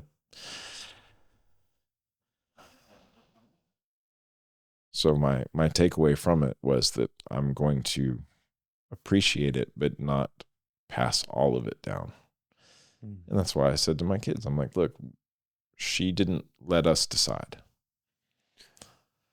But that's toughy. Hey, I've got cancer. I'm going to decide whether or not you know about that. Yes, because then you change how you interact, and it changes your... Yeah, but it has consequences. So, it's sharing what's appropriate or sharing... I know that's the way I want. Yeah. I want transparency. I want to walk the life of the people I'm around with full transparency, open eyes. Yeah. If they're sick, tell me. I want to know. I don't, that doesn't mean I've got to. Right. If they lose their arm, that doesn't mean I have to go chop my arm off too. Yeah. But I could hold the cup. Yeah. Because you don't want to. You feel like it's your burden to carry, right? She felt like if she... And I get it, because I see the information changes people's reaction to you, right? When you and I are talking and I withhold something that could be a burden or heavy or complicated, then you're not aware of it, so you don't treat me differently. You treat me as we're treating each other now. Yeah. Adding information is going to change it, and I can't control that. So it's a fear. What if you find out something and now we have a different interaction? Some idea of controlling the transactions, controlling how people respond, or how they treat you. Yeah. Because of perception and allowing that to happen. But I could share it with you and also still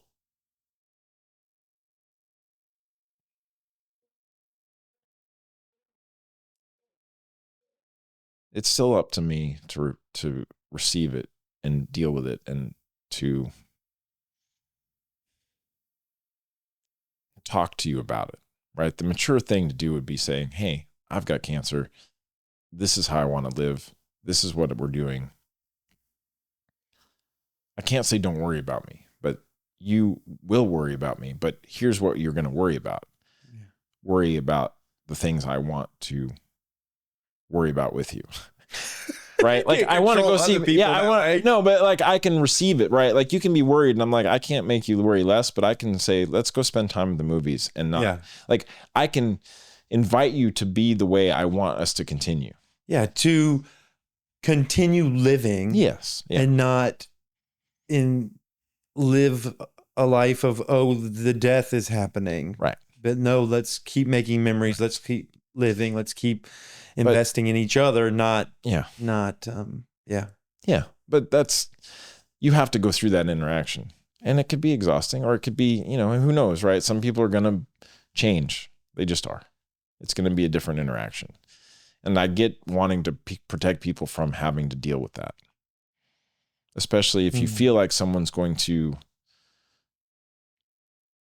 want to help and they're not in a place to help. Yeah. Right? Or you don't want someone's life to change because of you, because you're having something negative that you can't control or that you don't want to control. And so I think, again, like, I don't like it. I don't like that it happened the way it did. I understand it. I understand to the best I can the reasons and why she was the way she was, but it still sucked.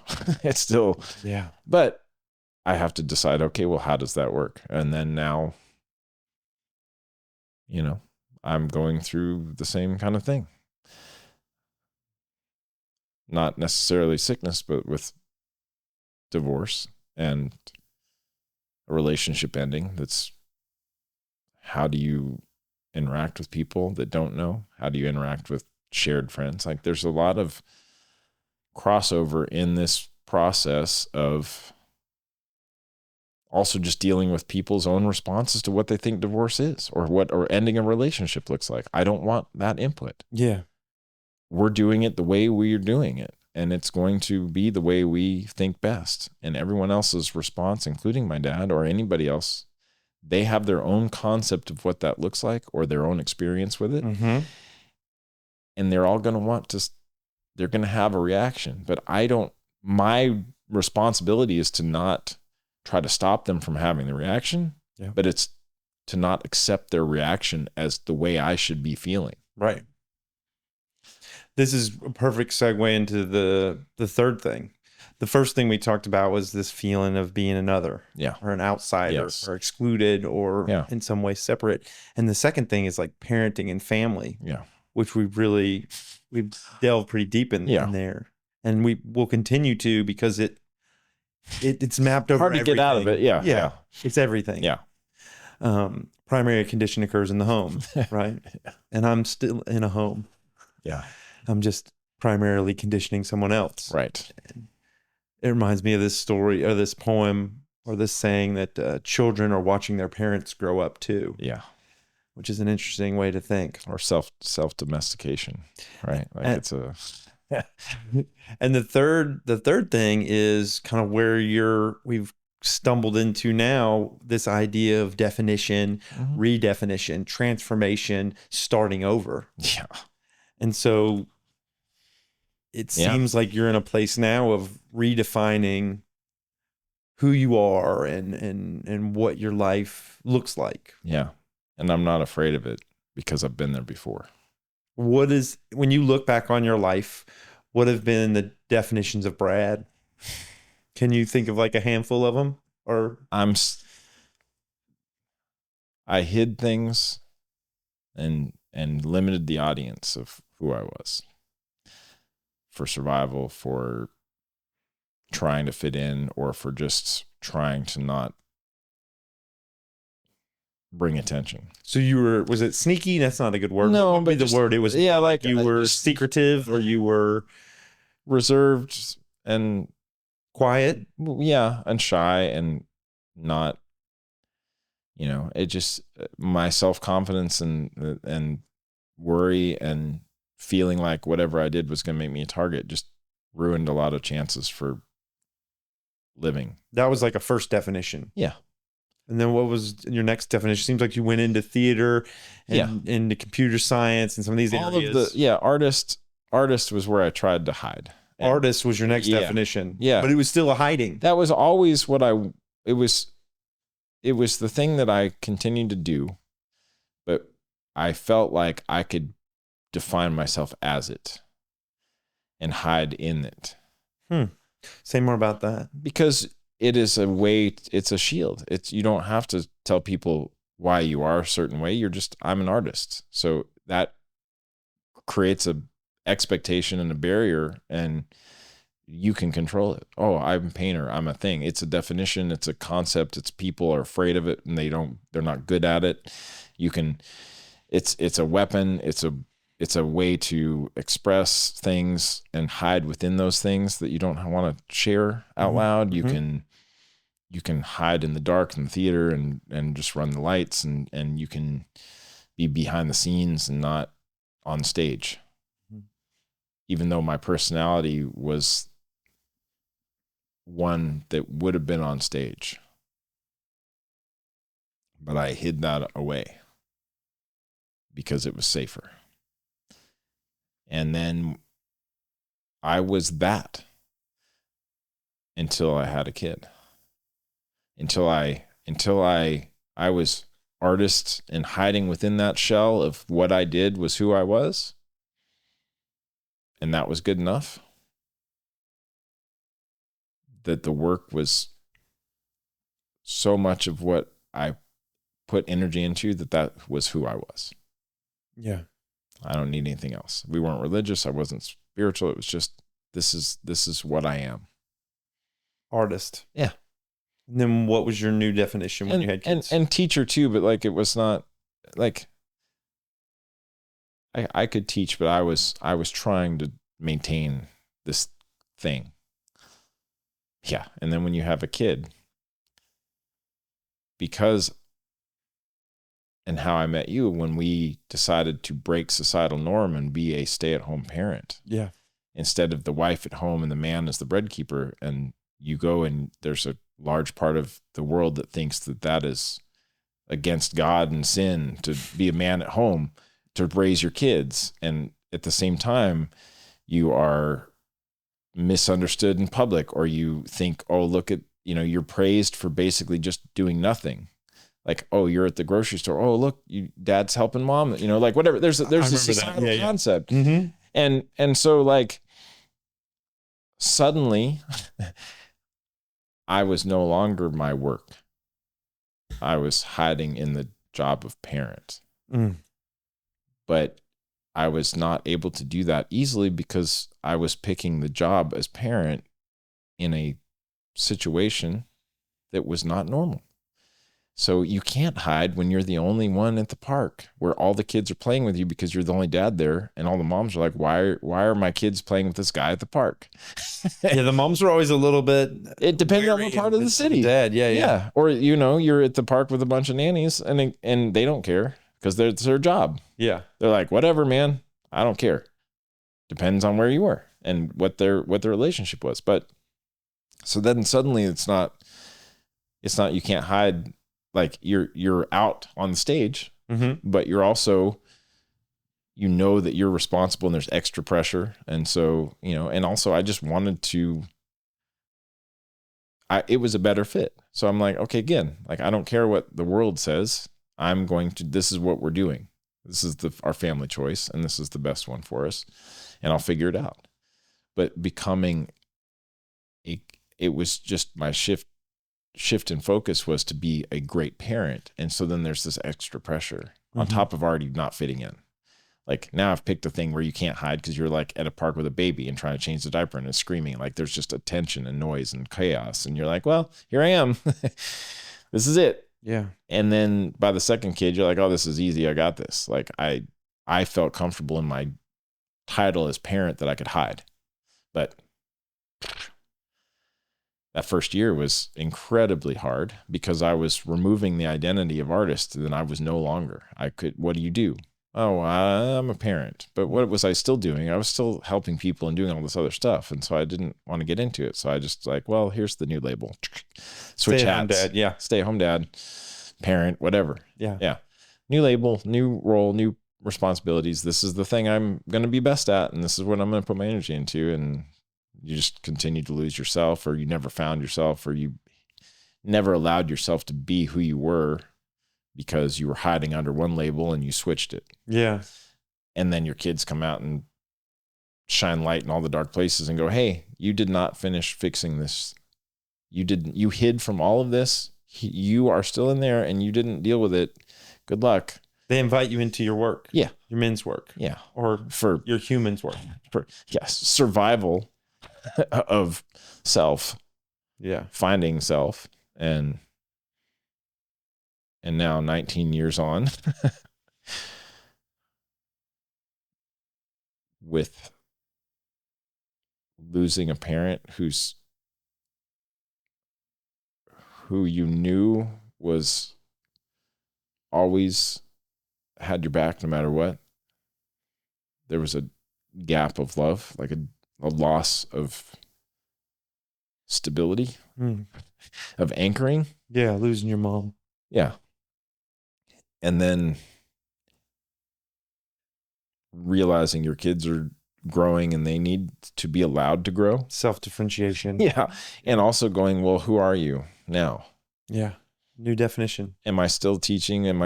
But like the things I do, I had to be more and more comfortable with knowing that that's not who I was, but I didn't know who I was either. I knew I wasn't the things I did, but I didn't know who I was. Not clearly, not in a way that felt secure. I don't know if I have that answer now either, but I know that I feel one more loss, one more massive change in my relationship and my life, and relearning how to parent kids who are becoming independent and needing to be able to grow safely, and having given them a stable life that I didn't, and seeing them handle and understand coming into their own and knowing who they are, but also seeing how, and it's still to be determined, but just seeing their understanding of our relationship separate from wife and husband, you and your ex. Yeah. Yeah. That's been incredible, but terrifying too, because it's like, okay, I'm most afraid of this thing, and now it's happened. Yeah. Now what? Well, I can shut down and close off, but I don't want to go back into gray. I don't want to lose. I'd rather feel horrible, be angry, nothing. Be sad. Yeah, I just don't want to feel nothing. Yeah. And I was tired of grieving, and I finally let that go. Grieving. Yeah. Like, I was tired of holding all of the stuff, expectation, fear, whatever, relationships, fight. Like, I just let it all go. Mm-hmm.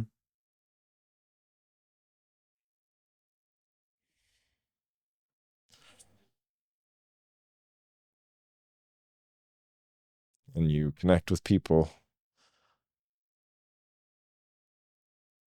When you finally wipe away all the stuff and you can breathe and hear and see, it's like, oh, there's all this stuff that's still there, that's been there, and you have new connections and new experiences, and you finally can start to feel like, oh, here I am. Because you have to. Like, there's nothing left. Like, if you truly let it go and just are alone with who you are and don't seek affirmation, or you don't need anything, you just have yourself to look at and go, yeah, who am I? Why? What's the value in figuring that out even? Like, what does it matter? And it matters because the people that love you and that you touch and connect with reach out and let you know the person you are gave me this. You impacted me. So as soon as I let all the noise go, this flood of love came back. Yeah, this is how I've been impacted by you, your presence. Yeah. And it was overwhelming because it was just people coming without even knowing or being asked, or just even not realizing what they were doing. I just could suddenly see and hear it and appreciate it. Mm-hmm. And it was, and when they would find out what was going on or something, like, again, it was like the fear of what are they going to find out? Oh, I'm going to be embarrassed. This is like, no, I let that go. And all I got back was incredible amounts of love. Yeah. Yeah. Which is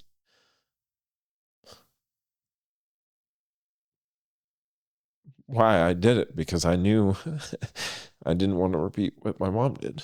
Yeah. You let people in. Yeah. I was like, I'm going to just be open, and whatever happens is going to happen. But I'm going to put this stuff down and let go and just be. Yeah. And look and remove the icon and the societal images of what tree's supposed to look like, or whatever it is, like what marriage is supposed to look like, what family's supposed to look like, and just go, nope, this is my space. This is who I am and what I have, my core being has been to this point valuable to other people in ways I didn't know until they told me. Yeah. And they didn't tell me until I was ready to hear it, and I wasn't ready to hear it until I let go. And then it all came flooding in. Yeah. For some reason, the Maya Angelou quote comes to mind that people won't remember what you said. They won't remember what you did. They remember how you made them feel. Yeah. Yeah. And it seems like folks let you know how you made them feel. Yeah. Yeah.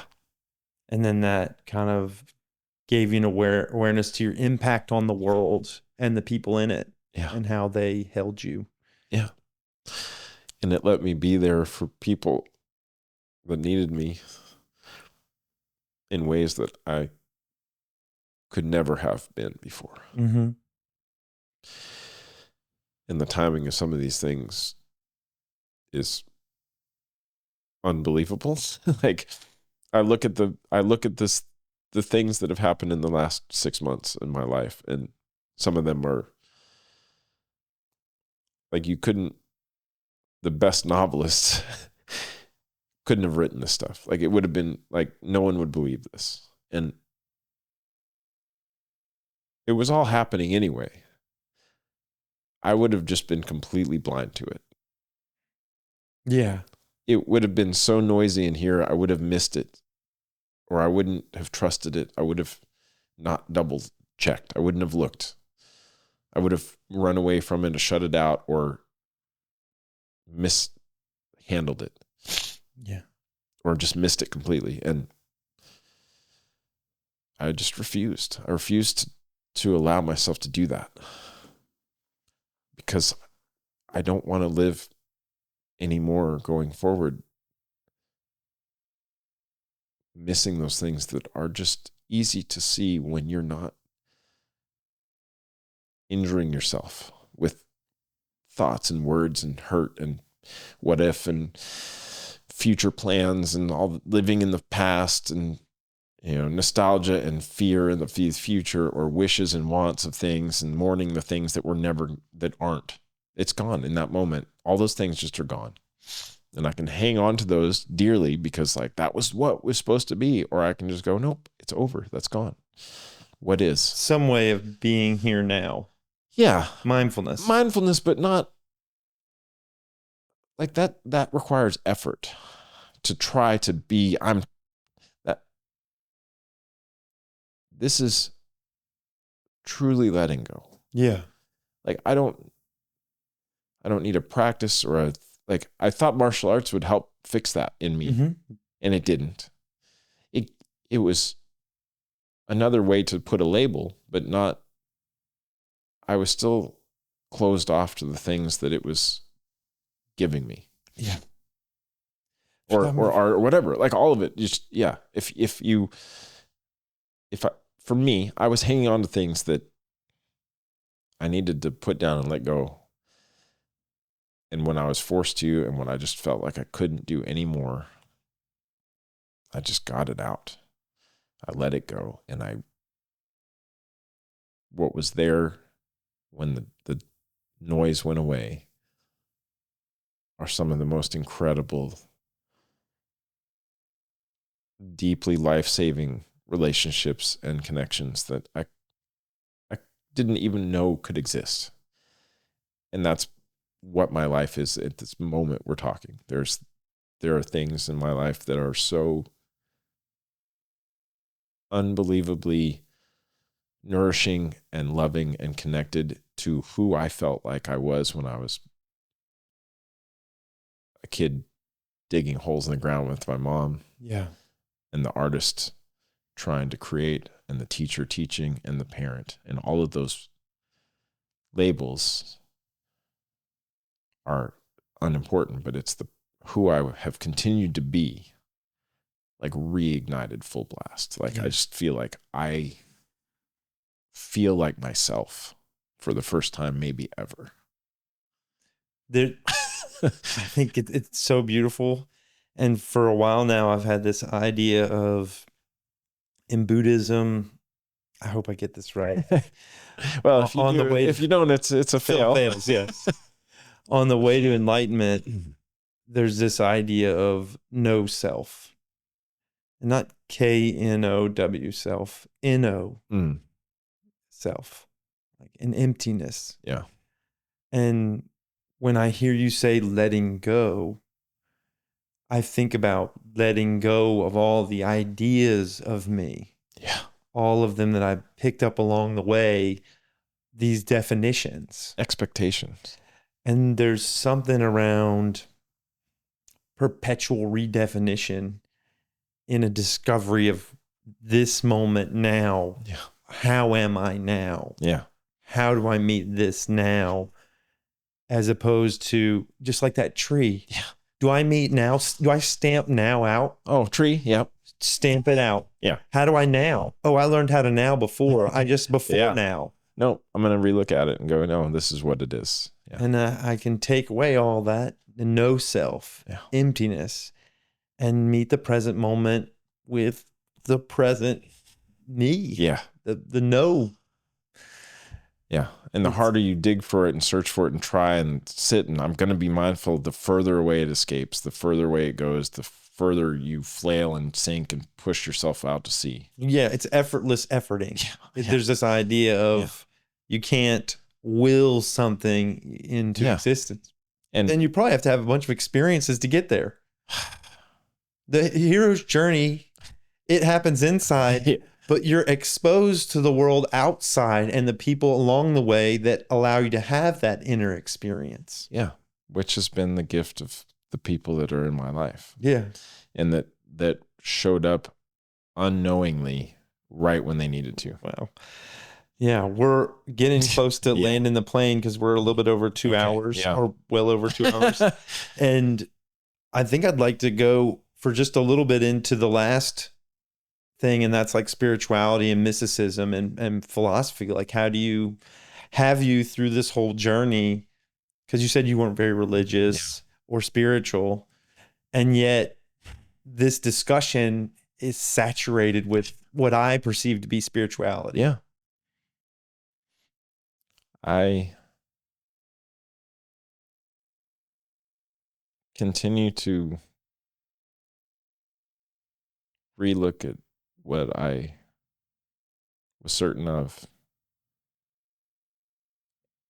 and certain people in my life have given me a chance to relook at what I understand of religion, or that I never learned in the first place, or explore the ideas of what it is safely with them. And it's incredibly beautiful. But I'm not, and still don't feel like I appreciate the good that can come from it, but it still feels like chemotherapy often, where it's just kill everything. It's to fix the one thing, kill everything. What is it? Religion, or like just needing something beyond yourself. Well, is there, I guess I see spirituality as an inner wisdom, as an inner intuition, or some kind of guide within myself. Yeah. And not necessarily spirituality, but the boxing of it, or the monetization of it. Oh, well, yeah. But it's just, even in that, like I'm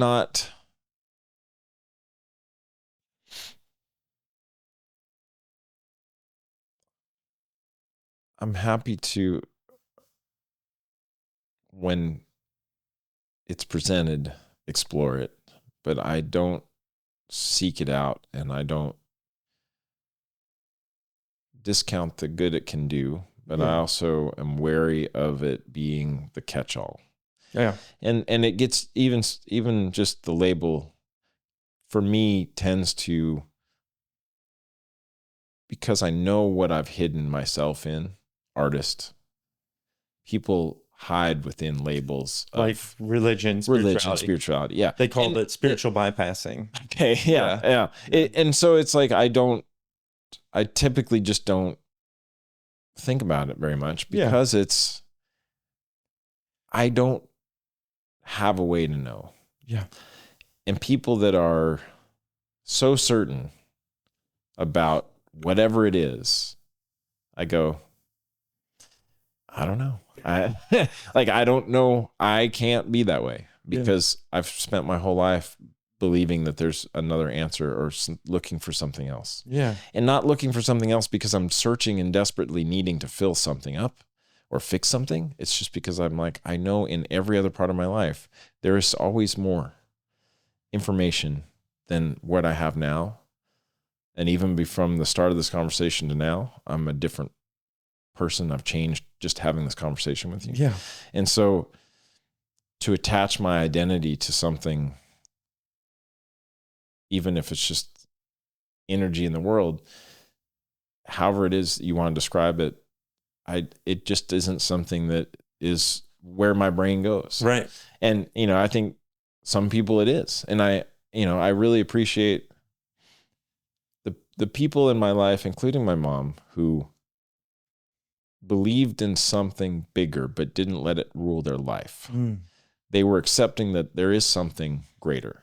And I don't know either way, right? So it's not like I'm going to say, well, no, I don't believe in it. It's like, I have so many other things I want to think about and I'm interested in, and also can experience without needing external validation over, or even just like a label for it. Yeah. And that's kind of where I continue to sit, because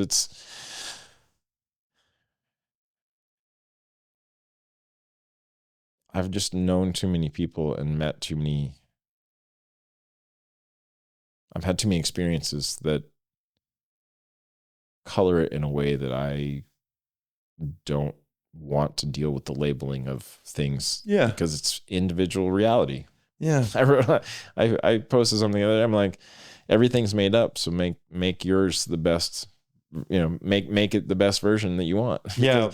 Each of my reality looking at you is different than your brain processing the world. Like every one of us is generating like a parallel universe. We're all in each other's universes. Yeah.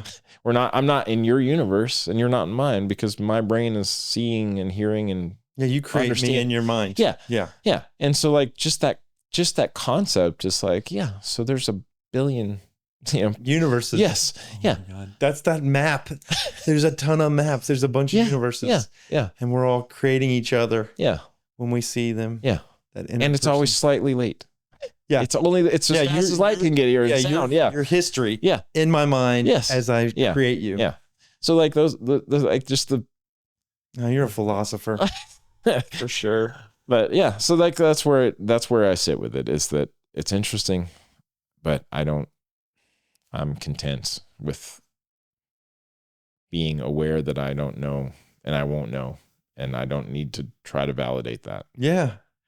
Well, that's as good a good a place as any to kind of start to land the plane. Yeah. I think I could have this conversation with you for another 2 hours. Easily. Easy. Yeah. And maybe if there's an opportunity, we could sit across some chairs and do this again sometime. Yeah. I'm grateful for it. Grateful for learning your story and talking about, how you teach. Yeah. Man, this is awesome. Y'all, this has been Phil Phails with Brad Clark. I don't think you failed. Yeah. Try harder next time. Can I have a hug? Yeah, of course. Swing this thing out this way. There we go. The best way to do it. Oh, man, I love you, dude. Love you too. Thank you. Appreciate it. Thank you. It's been nice to learn with you. And you can just I guess just wave goodbye to everybody. Bye. That's Phil Phails. We did it. That's a wrap. Nice.